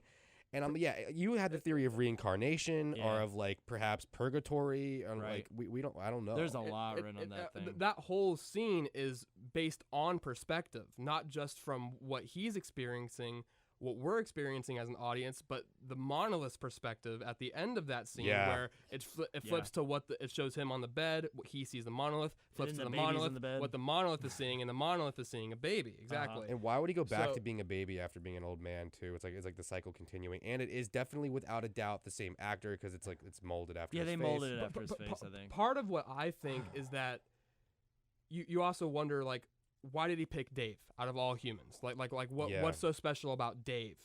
And I think it's part of what he experiences with Hal, and I think it's part of what the decision to allow Dave to come through that wormhole. Yeah. Because whenever he's done through that wormhole, I mean, he's shaken up to hell and back. You know what I mean? Like he can never live a normal life after experiencing something like that. So basically, I think the process of the wormhole is basically the process of choosing Dave to be the next individual of the next step of evolution. Yeah, and there's some stuff written, I forget where I read it, but the choice, and he loves that early modern classical motif. Like the room is decked out as if it's Barry Lyndon. Right. It's Barry Lyndon. The juxtaposition of that room being lit from the floor like a sci-fi, but then very Victorian. And it's almost like they said, there's some people say it's like an alien like zoo where they're watching him, and you hear voices when he's in there, and it's almost they designed the room. But then there's people that argue that Kubrick was saying at that point in the Enlightenment in our history, that was a point where humanity could have taken a path, but we went the opposite direction and ended up where we were in the Cold War and all that. That's really interesting. And that even connects to Barry Lyndon and how when Barry Lyndon feels so modern, but it's set in this early modern novel. Yeah. I mean, there's Vietnam stuff in it when you get into it, and it's all very much, but it's almost like he's saying in that moment, during the Enlightenment, you had the ability to evolve into this greater, but instead you went an opposite route, and you're still doing wars, you're still doing world wars, you're still doing Holocaust, you're still worshiping, you're still having these right. And the 20th century is just full of human atrocities that should have been done away with. We're still sacrificing people to fake gods and stuff like that. Yeah. So it's almost like that's at that really point, interesting. I like that. I love the zoo theory. You just made me like sit back and just go, holy the alien shit. zoo. Well, because for me, like the noises were like, I got a very angelic vibe to it. There's a lot of songs, like a higher like being, Cream's White Room. There's a lot of people who, when they die, they say they saw like a glass room. There's a lot of spiritual lore through many religions and folk tales about that type of place, like a purgatory type of place. So the noises I was hearing, I'm like, maybe this is just like his life flashing before his eyes, and he's hearing that, and it's just to me. I mean, it does literally. To me, that's a key part that attributes to my belief that the monolith is an unknown god. It's God, unknown orchestrator, not necessarily the creator of life itself, but an understanding of life and existence. It has a presence that has been already developed for ages and ages and ages past humanity. It's a cycle. We see that it's a cycle. Yeah, the whole movie too. I mean, it starts in like one it could've place, it happened ends already. up at the same. Yeah, it just maybe like this has happened several times over. Like that's another thing. Like the echoing voices. I'm like, this is just another instance of this happening. And like, but it's even him reaching out with his finger is very. That shot is so hand powerful. God, all that kind of stuff. Like. Well, I thought of the painting yesterday when I walked, because he's like, what do you think is going on there when he's reaching out? Like, because he knows he can't touch him. Because again, the first instinct of every character that interacts with it is to touch it. Right. It's just which is crazy to me. And like, I thought of Adam touching God, that very famous painting, and like that's what it kind of reminded me of, like where they they're not quite touching. Right. But I don't know. Like, was he trying like almost like give me salvation? Like, because he's on his deathbed. And he's like, it looks like he was like pleading almost, like, give me this salvation, give me enlightenment. Like, whatever you've brought me here for, like, let's do it. Or maybe that's not it at all. Maybe he can't even see the monolith, but we can as the audience. I just think it's fascinating that this one scene can warrant such a discussion. Because, there's philosophical discussions, there's filmmaking discussions. There's books written on it. Have you given your personal take on what you think it is? I kind of. I think what he's saying in that whole movie, and again, I can't pare down to one thing, but it's a very humanistic movie for such a film that's very distant. It feels distant. Like the characters are kind of, you're not really connected with They're them. nuclear. You don't know, not except for personable. Hal. Hal is the only one that you're Which like, is so ironic. yeah, that Yeah. you think, oh, I know what he's doing. Even Dave, you're kind of, he's fine. He's Dave. Right. He's the Dave. nuclear man. Well, it's like that's what the characters we see in the movie. It's like very Right. nuclear, painted, magazine cover people. And it's but it's what the ideas that he's dealing with are so epic and on such a grand scale that you have to step back and say, well, he's dealing with themes of evolution, which in the 60s was still Controversial. the what? Let me pause real Controversy. quick. I don't know if this means we're still recording, because usually I think it does because the red light's still on. But Yeah. I just want to be safe. Okay. I just want because it says something's canceled. Sorry to interrupt you guys again. No worries.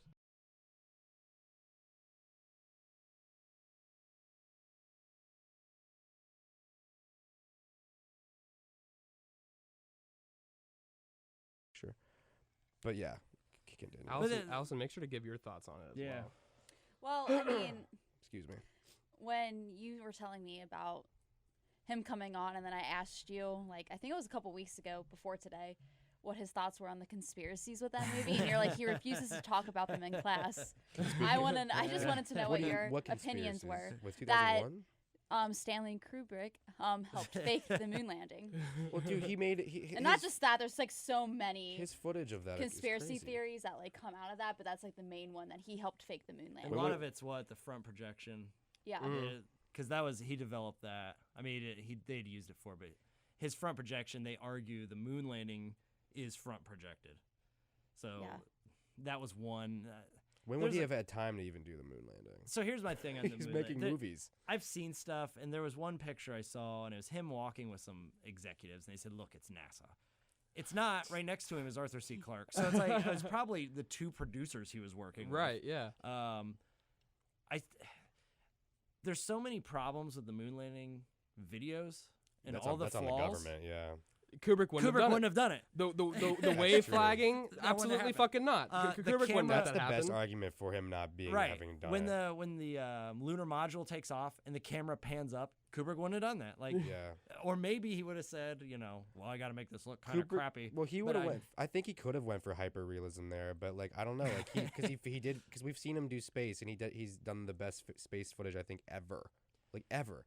And the moon landing day. thing is not the best space Well, footage. no, ever. no, and it exactly. doesn't If make he any- wanted to perfect it like he could have, it would have looked a lot better than the moon landing footage we do have. But there's Yeah. definitely a self awareness to it, like in in that room 230. What's that documentary 237? Oh, yeah. Well, like yeah. those I guys. know, yeah.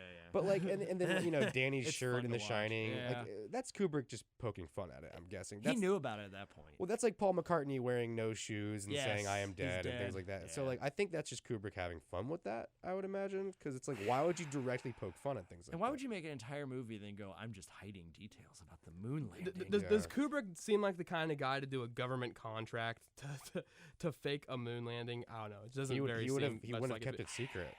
Also, I don't know. It's all only understandable because of how much of a recluse and hideaway the It guy. is. If he was as public a director as Tarantino or Scorsese, a We'd theory laugh like that that would off. probably never see the light No. of day. No. it speaks a lot to him. I mean, that he's a monolith of himself. Honestly, just And he's such a mystery. Maybe you guys could tell me because I haven't.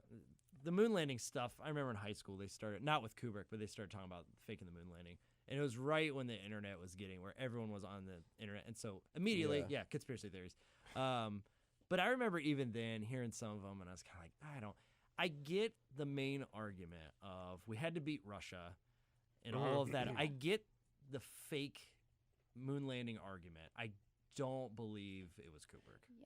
Yeah, I No. just think like some of the things with like the moon landing like conspiracies are, I think it's crazy how far advanced we are with technology, and NASA claims we can never watch those videos. We don't have it anymore. Everything's destroyed. Lost the tape. we don't even have the things that could play back those videos because it's all destroyed. Well, that's Right. bullshit. it's just but shit like that. That's like okay. we've been to the fucking moon. but Though. I not could even walk that. outside But like and look at one it. of my favorite like moon landing, like one of my favorite like moon landing conspiracies is the video is like it is real, but when people say, well, why is the flag moving like that? Blah blah blah. And then like NASA comes up with whatever bullshit they come up with. But There like my actually is a favorite, reason but for the the flag but the movement. backing behind that are people say space and the atmosphere up there isn't what the government thought it was. So now they're too afraid to admit they were wrong. and so they're just gonna cover up the shit that does show on the tapes with other theories that they already have, because they're too afraid to admit they were wrong about what the atmosphere is like up there. They're too afraid just to admit that they were wrong. The strongest case for NASA for that they actually did do the moon landing is that you factually see Neil Armstrong and Buzz Aldrin getting in a plane, getting shot into space. You factually see them coming back from People from watched Earth. it happen. Yeah. I can go outside right now with a telescope and look at his fucking footprints on the moon. Yeah. Like, that's the best proof to me. Don't they have that plate up there you can shoot a laser and hit? Yeah. Because that's how they get the distance. We've been to the moon. We've walked on the moon. It's just the there's nature. no point of that by now. They stopped going there because people lost interest, and the There's U.S. no point. economy tanked after Vietnam. I mean, we were sinking so much money into Vietnam. Right. And I think a lot of the moon, if you really want to get into conspiracy, you could argue in 69 when they went to the moon, that's when we started ramping up. Like, that was one of the worst years. I think it's 67, between 67 and 69 was the worst For years spending? of Vietnam. No, of like death. 69 was for sure. Yeah. And so you were seeing all that stuff on the TV. And so I mean, really, it makes sense. You would then go, let's distract. Oh, we went to the moon, and everyone was, yay, America Well, it's again. a space race thing completely, honestly. Right. That's why I think people believe that it could be faked because of the pressure to have a win. We were losing the space race. I buy that, but the Kubrick, like It the wasn't Room Kubrick. 237 stuff, it's fun to watch. It's so fun to watch, but like, because I do think they point out a lot of fun things. There are some good analyses in that, though. Yeah, there's a lot of good theorizing. Yeah. And you know the guy who did it, I forget his name right now. He directed Toy Story 3. Lee Unkrich, I think, is the guy. I love Toy Story 3. Yeah, Lee Unkrich. One of the best Toy Stories. He's one of the best Toy Stories. He's the one. Yeah, it's Lee Unkrich. The name just came to me. He's the director and writer of a few Pixar movies. Why is the kid in the background in that one? You know the interview where the guy's talking, his kid comes in and starts babbling? Oh, my yeah. God. Yeah, I do remember that, actually. God. He's like, I opened my box of 2001, and his kid is like babbling in the background. Like, come on. I don't know, but Anyway. 2001 again. I do to close it out because I think it deserves all the time we gave it. I think it is without, and this is fresh. I don't usually give fresh ratings to things. It's easily a masterpiece and it's a 10 out of 10, but like that doesn't matter. It transcends film and ratings. I just think it's the greatest, most ultimate and pinnacle version of what a science fiction movie or even experience should be. I think it's one of those things that truly emboldens what it calls itself, an odyssey. I mean, it is the true encapsulation of that word and everything that means in the truest sense. I mean, Kubrick, he was obsessed his entire career with changing the form. He always said he wanted to change how movies, and I think that was the one you could point to and say, yeah, you changed it. Science fiction changed after that. Movies changed after You changed enough to the point where still no one's been able to replicate anything close since. Even Interstellar, where they try, it's like, it's good, but it's not. And that's not even necessarily Interstellar's fault. No, it's just like, how can you compete with the thing that did it first? You just, it's really, because like it didn't just do it first. No. It did it really damn well. Like most things that do it first usually are just the stepping stones. Yeah.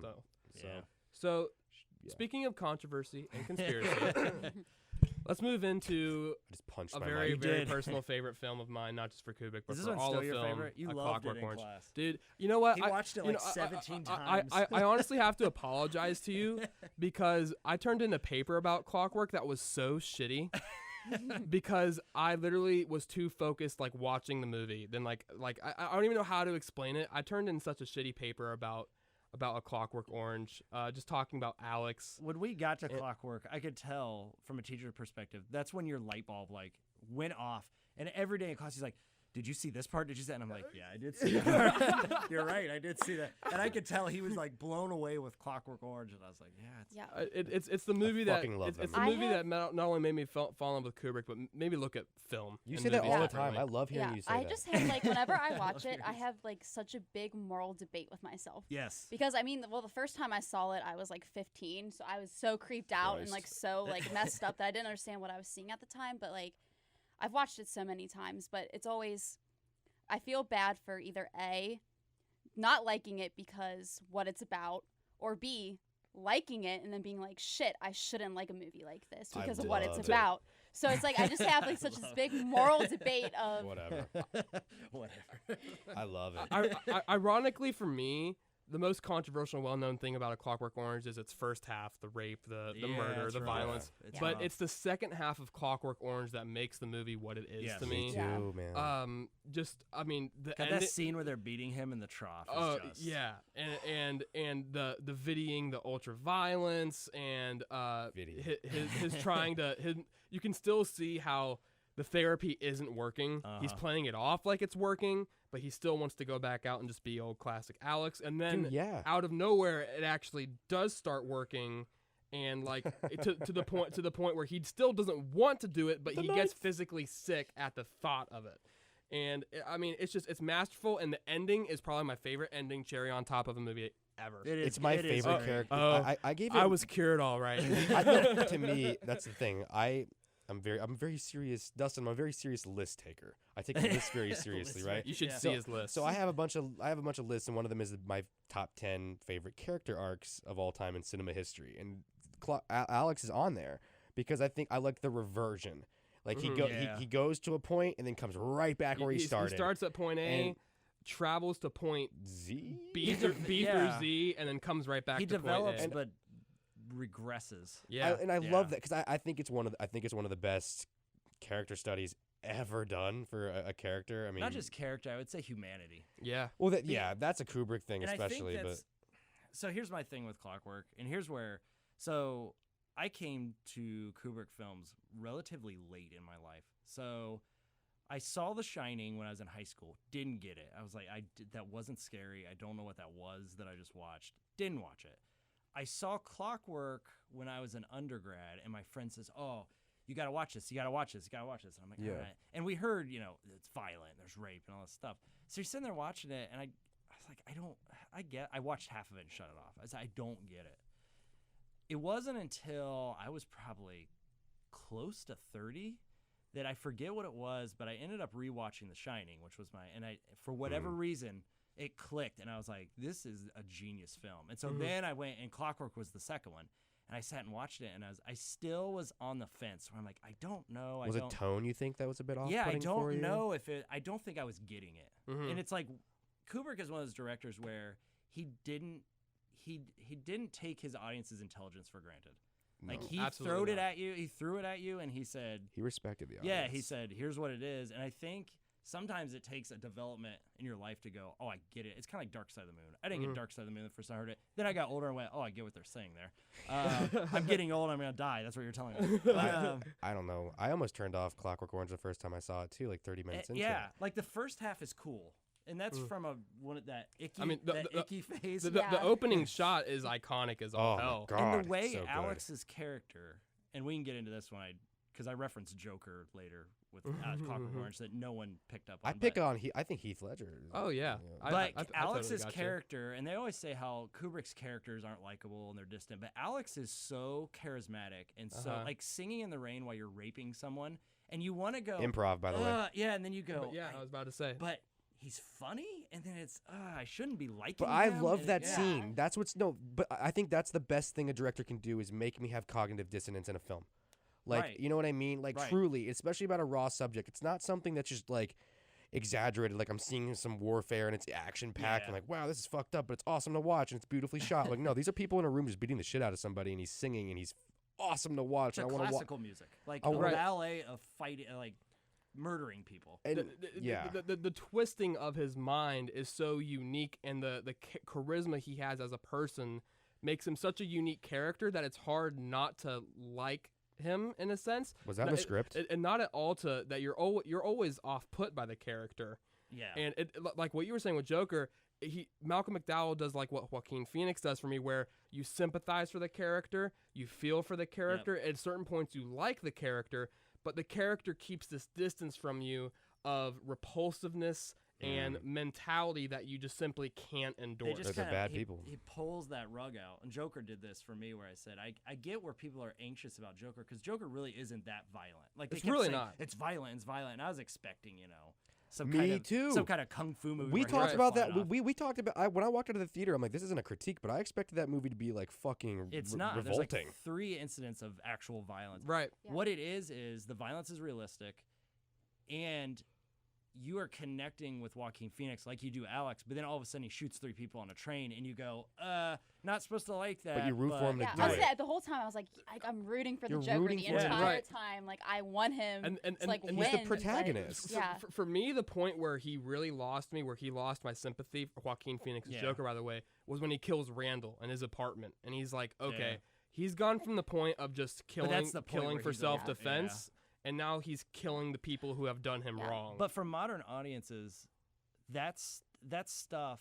And I'm saying like general theater goers that went and saw Avengers Endgame the day before. Mhm.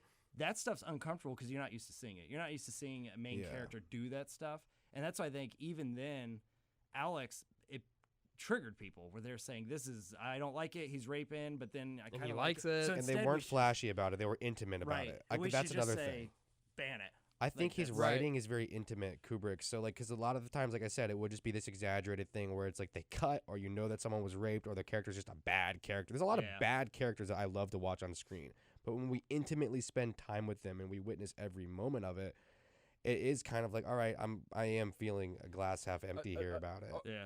One part for Clockwork that is kind of makes Alex a bit of a sleazebag, where prior to this I had kind of liked him, was where he goes to the video store with the cane on his back, and he talks super sleazebag. and he talks to 2 girls. The He's like, threesome.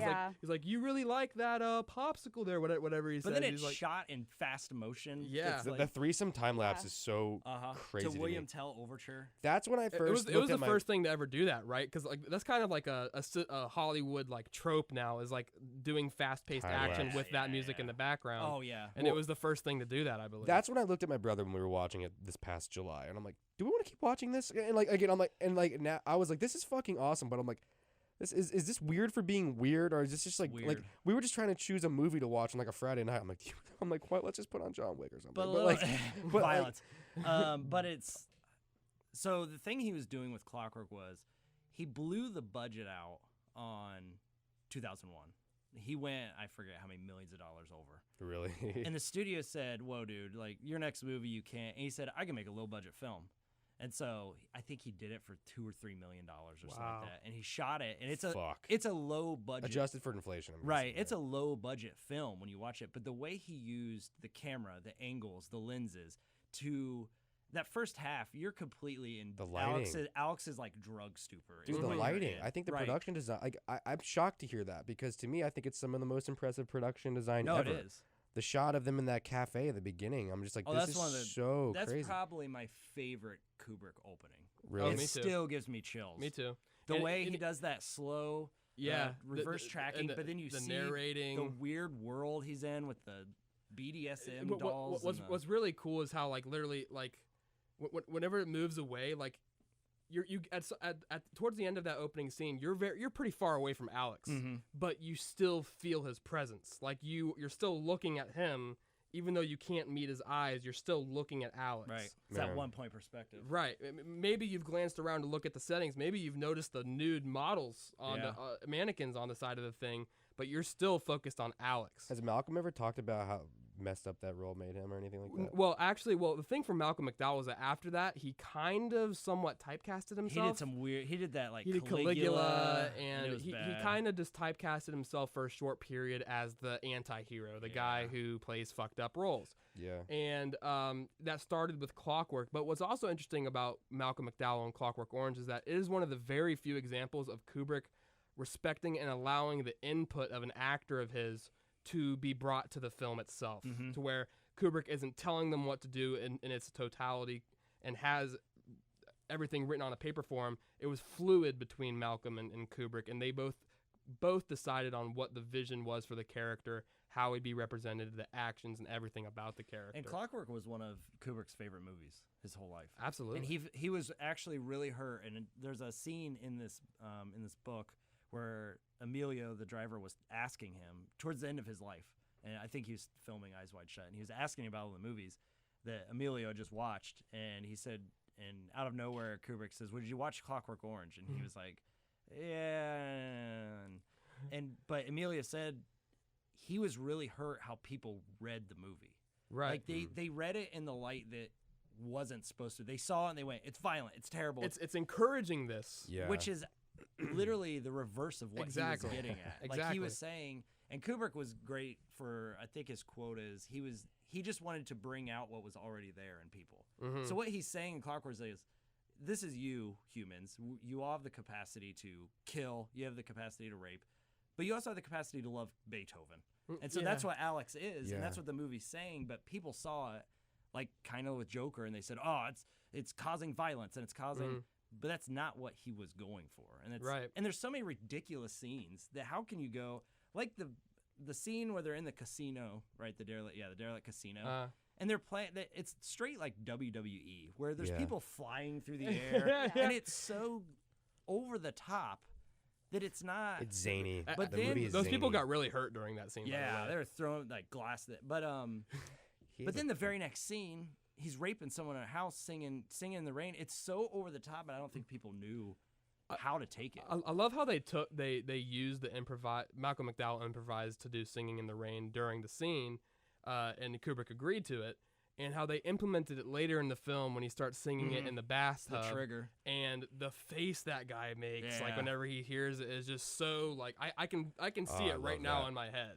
That Like, was one of my it's favorite just, scenes. It's just a haunting shot of what's happening to that guy's PTSD. What also is great about that, and we talked about this in class, is kind of the metatextual that's there about, and it's implicating the viewer at the time wanting to watch this stuff. So at the time, the studio systems collapsed, and you were getting a lot of that grindhouse porno flick stuff.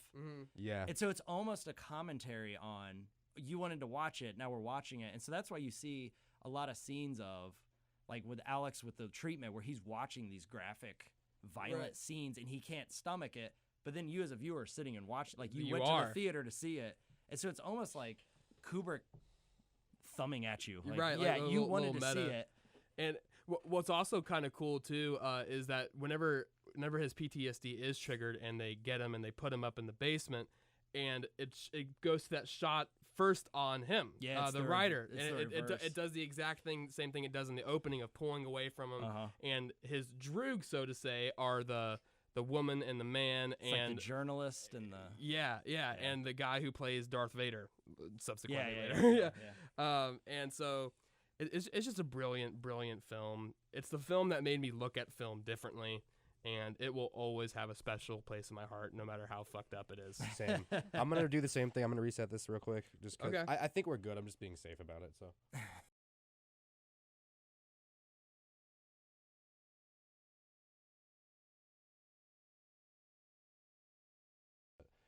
Like, yeah. How much time do we have? We have about. The people are always late that come after us. We I was have gonna ask you what are we have 3 films left. We have 15 minutes roughly. Do you have have 15 minutes? Do you have a time? I mean, we don't have to get out of here because there's no show after us. But Oh, there's is not? No, that- I don't have No. a time. I don't have a I don't think the time. time was ever filled because that's No. why no one's The ever schedule here. has someone on at 6. Well, I know, but they've never come they've in. never Oh, been yeah. here, so who knows? You're right. Do you have a time limit No, personally? No. Okay. That's what I said. I'm not. we, all right. we can go until someone shows up. Yeah, unless someone shows up, we'll go till we finish through Eyes Wide Yeah. Shut. So we have Barry Lyndon, Full Metal, and Eyes Wide Shut left. I'm Barry So- Lyndon. You could talk for. Oh yeah, we can talk for even longer than we did for 2001. So Wait, let's have you go seen ahead. Barry Lyndon? You've seen. Yes. Everybody's seen it. All right. Yeah. So we touched on it earlier. I think we all universally agree that despite being released at arguably the height of Kubrick's career, it is somehow managed to be his most low-key film. yeah. The most underviewed of It's a the masterpiece. compared to the theatrical. Remember releases he had at yesterday the when we were time. looking at the IMDb ratings, I was wanting to see how many votes were on each movie, and it was like leaps and bounds the lowest. Like Yeah. it was 125,000 votes, whereas like The Shining has like 855,000 as the highest, and even like a middle of the ground movie, Paths of Glory, had like 600,000. Mhm. Clockwork like- had 700,000. I'm like, that is crazy to me. That like If you love movie, you have to see Barry Lyndon. Absolutely. often argue, is it his masterpiece? Is that like his like best camera work? Allison and I were talking about it earlier that it is arguably maybe his masterpiece, and that what was the other thing we talked about, Allison? Well, It was on my so mind. I like made a comment because we were talking about like coloring. It was in color. Yes. Oh, And we're man. talking about like the candlelit scenes and how obviously color was needed to make that look as amazing. But I would love to see that movie in black and white because I think it would have a totally different type of tone. That'd be interesting. A cut of it, you mean? Yeah. Like, well, I love the movie because it reminds me of the era they're trying to capture. It reminds me of just very classical paintings. Like every Yeah. way, the way he sets up those shots, I'm just like, I don't it's unlike anything I've ever really seen. One thing that's weird to me about Barry Lyndon, I love what it brings to the table, but it's noticeable how that movie, in terms of lighting and coloring, could have been a lot more refined than they chose to make it. Oh, yeah. Where there's almost a sort of halo effect in the broad daylight scenes, and the colors are not very bold; they're more pastelish. Well, and he had special lenses developed For that, for really. it to capture. So that was the first film to capture natural light, the candles. So the actors had to learn how to act around the candles, and they had to move a certain way because he actually had lenses developed for like these old ass cameras he found in the basement somewhere, and then he called the camera department and said, I need these lenses filtered, and he developed a lens to capture That's so crazy. that net because it's hard to capture candlelight, like just Right, natural. right. So he had special lenses developed so that they could act around that candlelight, which the actor said it became easier, but it was tough at first. That's just one of the things that makes it. Another thing that's kind of funny Yeah. about me for Barry Lyndon is that I love the movie. It's among my personal favorites of his. That's almost all of my personal favorites, honestly. yeah, they really are. It's funny because I love the movie, but I actually hate its opening. I do not like the opening of Barry Lyndon with Barry and the girl, and she like slips the thing in her bra. Yeah. I hate that opening. His cousin. I really don't know why. There's just something about it The that just story-wise, you mean? doesn't click for me. It's so Kubrick, though. It is. It's a relevant opening for the first like 15 minutes, but after about the 20-25 minute mark, it kind of moves past the entire issue that's brought to the forefront of the opening. And it also shows, though, that Barry Lyndon's character is such a rogue, I guess they would have called it back then. He's not likable. There's nothing about him that's likable. Personally, I think he's likable up until the first half of the movie. Yeah, he's all right when he's younger. Until he attains what it is that he desires, he's likable to me. But it's I think the one of my original, favorite characters, though. Honestly, the original title is I think it's the tragedy of. I can't remember because it's actually from an 18th century novel. Barry Lyndon's character kind of reminds me. There's a lot of opposites, but it honestly, the whole movie kind of rings like a Forrest Gump like movie to me, where you see this character progressing through various stages of his life, an epic of a specific character. Yeah. Although you're also thrown on very opposite ends, where Forrest Gump is arguably one of the most likable characters in cinematic history, and Barry Lyndon turns into a total sleazebag by the end. Yeah. And he's just using people, right? Yeah, it fascinates me though. I think he's one of the most fascinating characters that Kubrick's ever done for me personally. Like I agree. I don't know what I guess it is just that anti-hero raw and realism. There's not a lot of zaniness to it, but yeah. Oh, did that people actually show up this time? That's funny. But yeah, I don't know. It's early. Yeah, Barry Lyndon to me is a masterpiece, mostly just because of how like. It feels very true to the style he's trying to go for. There's not like this over-the-top element on the film. Another thing I think is worth mentioning before we move on from Barry Lyndon real quick is just how I think part of why he chose that setting in that film was because he wasn't able to get his Napoleon film off the ground. Yeah, it was. So all right, moving on to The Shining. Shame that we have such little timing to talk about The Shining. Shining's my favorite. I mean, it's Kubrick. This episode could have been 4 hours if we really wanted it to be. Shining. But it's Kubrick's first and only horror film. And I think it shows his ability to go from genre to genre, especially given that it's regarded as one of the best horror films of all time. It's so influential, though. The type of horror we get now, like The Lighthouse, The Witch, Midsummer, Hereditary, Us, like you would not get that type of horror without The Shining. It's disturbing. Right. It's kind of gotten a renaissance recently, and I don't know if that's because the age of the directors now were probably growing up on The Shining, but when it came out, people didn't. There's atmospheric horror wasn't a thing. You were getting into slasher movies, and he comes out with this, and they're like, "What is it? It's what? slow. Where's Michael like, Myers? Yeah, it's 2.5 hours. I think it's one of the best horrors ever made, if not the best.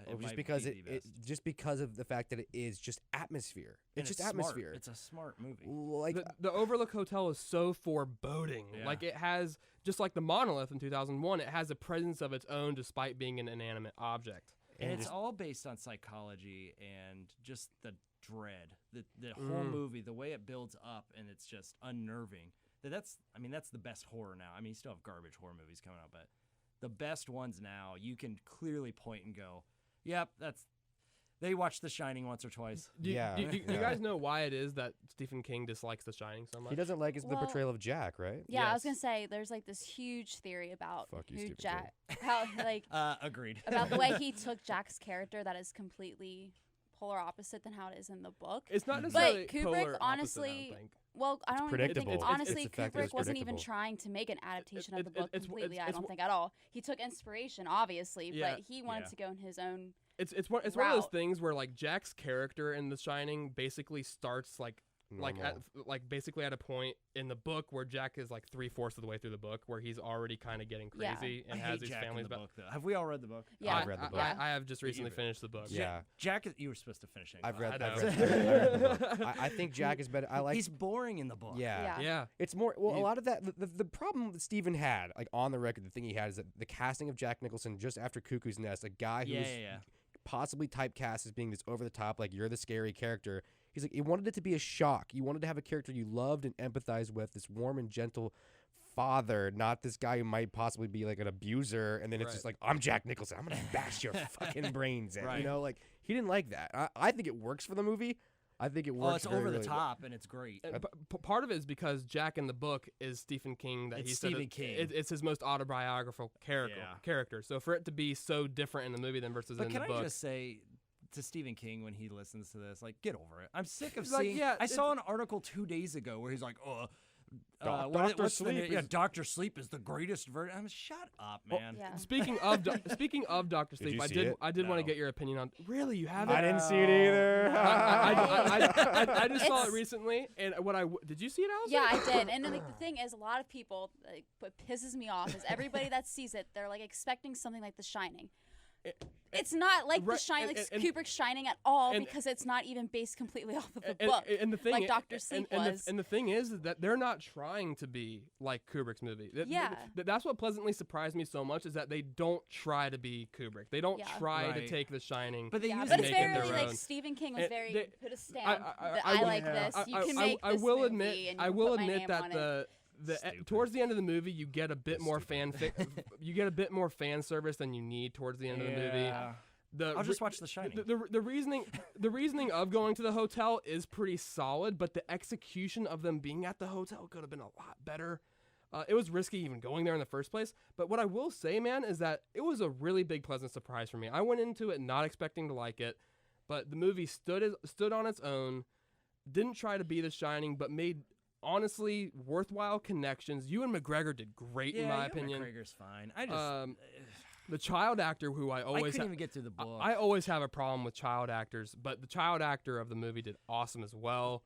Here's my thing with Stephen King, and I will preach up and down. The movie is better than the book. Sorry, Stephen. It's way better. It's fine. Yeah, it's just a better. And you're right. Kubrick was doing something different. He took it and said, "This is mine. Like this is a Kubrick, The Shining. Stanley Kubrick's The Shining. That's why it says that." And Stephen King, and I get writing it and having it as your baby, but once it's out there, it's out there. Anybody Right. could take it and. As a Yeah. writer, he should be able to go, you know what? That's what I mean. Hemingway Why- did it. appreciate it Hemingway for what did it I is. would be excited that somebody was so passionate about something I Yeah. wrote And not that o- had their it's, own. it's not Why just is he so anybody. mad It's about fucking it? that Stanley inspired- Kubrick. Right. Yeah. But it's not bad though. I would understand if he was If it was- pissed, yeah, if it if was it like, was if it was a shit. really shitty. But it's like, dude, he took his own vision with it. He wasn't even trying to encapsulate your vision. Like yeah. that's But what Stephen confuses King me. hates when people take his stuff and then don't get Yeah. his stamp of approval. He has It's all not. like I don't know. he has all say now on his. Like, Oh. He's kind of sits overrated it on and it, many oh, he's aspects. super. I could. I go love whole- Shawshank Redemption and stuff like that. Like I think It that's chapter great. 2 was not so bueno, but I will say The I was first I, It was I was good. I was pleasantly surprised with it. I thought it was really good. Yeah. I mean, in both movies, Bill Skarsgård as Pennywise. I Oh, mean, it's just yeah. fucking Amazing, ludicrous. I mean, I like mean, how you could give that character as much screen time as you wanted, and I'd be there to eat it up. I agree with The Shining being probably my favorite Kubrick film. I've only seen it once, and it is Oh, so you have to watch it's it crystal 50 clear in my times. head. That's no what I'm saying is it had the biggest impact out of almost any movie I've ever I mean, seen. we could talk about the genocide of the Native wish we could- Americans. That's what I'm saying. No, I got all that the first time I watched it. That's Yeah. what's crazy. Like the movie really presents itself fully. I wish we had more time than know. just I 2 didn't So minutes. even yeah, I because I like have shot. so many like theories about. Like, I was talking about Logan like a couple know. hours ago that I would love to get your input Yeah, on, but I we have- just We'll won't have to have you back. The somehow, bear, man. the We- bear. We should do Fucking bear. this. We should have you back again to talk more It's about Danny's like sexual abuse is what it I is. know. That's what I want to talk about. That's what I just wanted like, to talk what? about. What? Yeah. because like I Yeah. wanted to really ask. I wanted to pick your brain a lot about like legacy on Kubrick and like what Yeah. it was about him that made you form this obsession and all of that. I you w- know? I know. I'd like to understand that too. For the sake of the episode and the fact that we've discussed all the other movies, let's just do a real short thing. Full Metal Jacket. What are your thoughts? I like Full Metal Jacket. I thought you hated Full Metal It's Jacket. not my favorite. I didn't think so. I need to watch it again.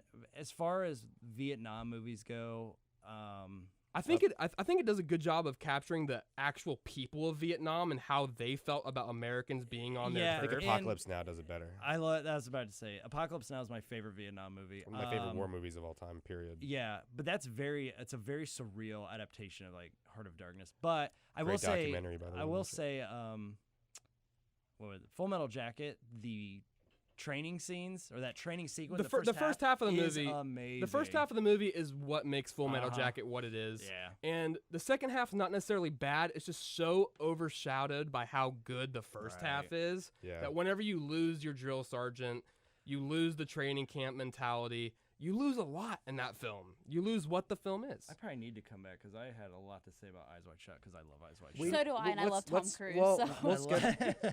we'll schedule you again. We Yeah. can do this sometime in the next couple of weeks if you want to. We Yeah. could easily, Yeah. if That your works. if your time works for you, because Yeah. we could get you in here and we could just have a part 2 of a Absolutely. Kubrick episode. Yeah. Really, Yeah. do you guys I want mean, to do that? if Do you there's guys any- want to do Yeah, a part 'cause I 2? still I'd have be so down. much to say about The Shining. Still, there's things that I I mean, would there's like so to much. talk 'Cause about. we could And I want to easily- talk about Eyes Wide Shut. I think we should. I don't think we should butcher it. Then I think we should just save it for like Yeah. maybe on like March 5th or whatever. We Yeah, can do okay. another one. Just shoot me an email. And Yeah. I got Yeah. you. This has been a lot of No worries fun. about And Yeah, we thank you are very out much of, for and we coming are on, out of Dustin. time.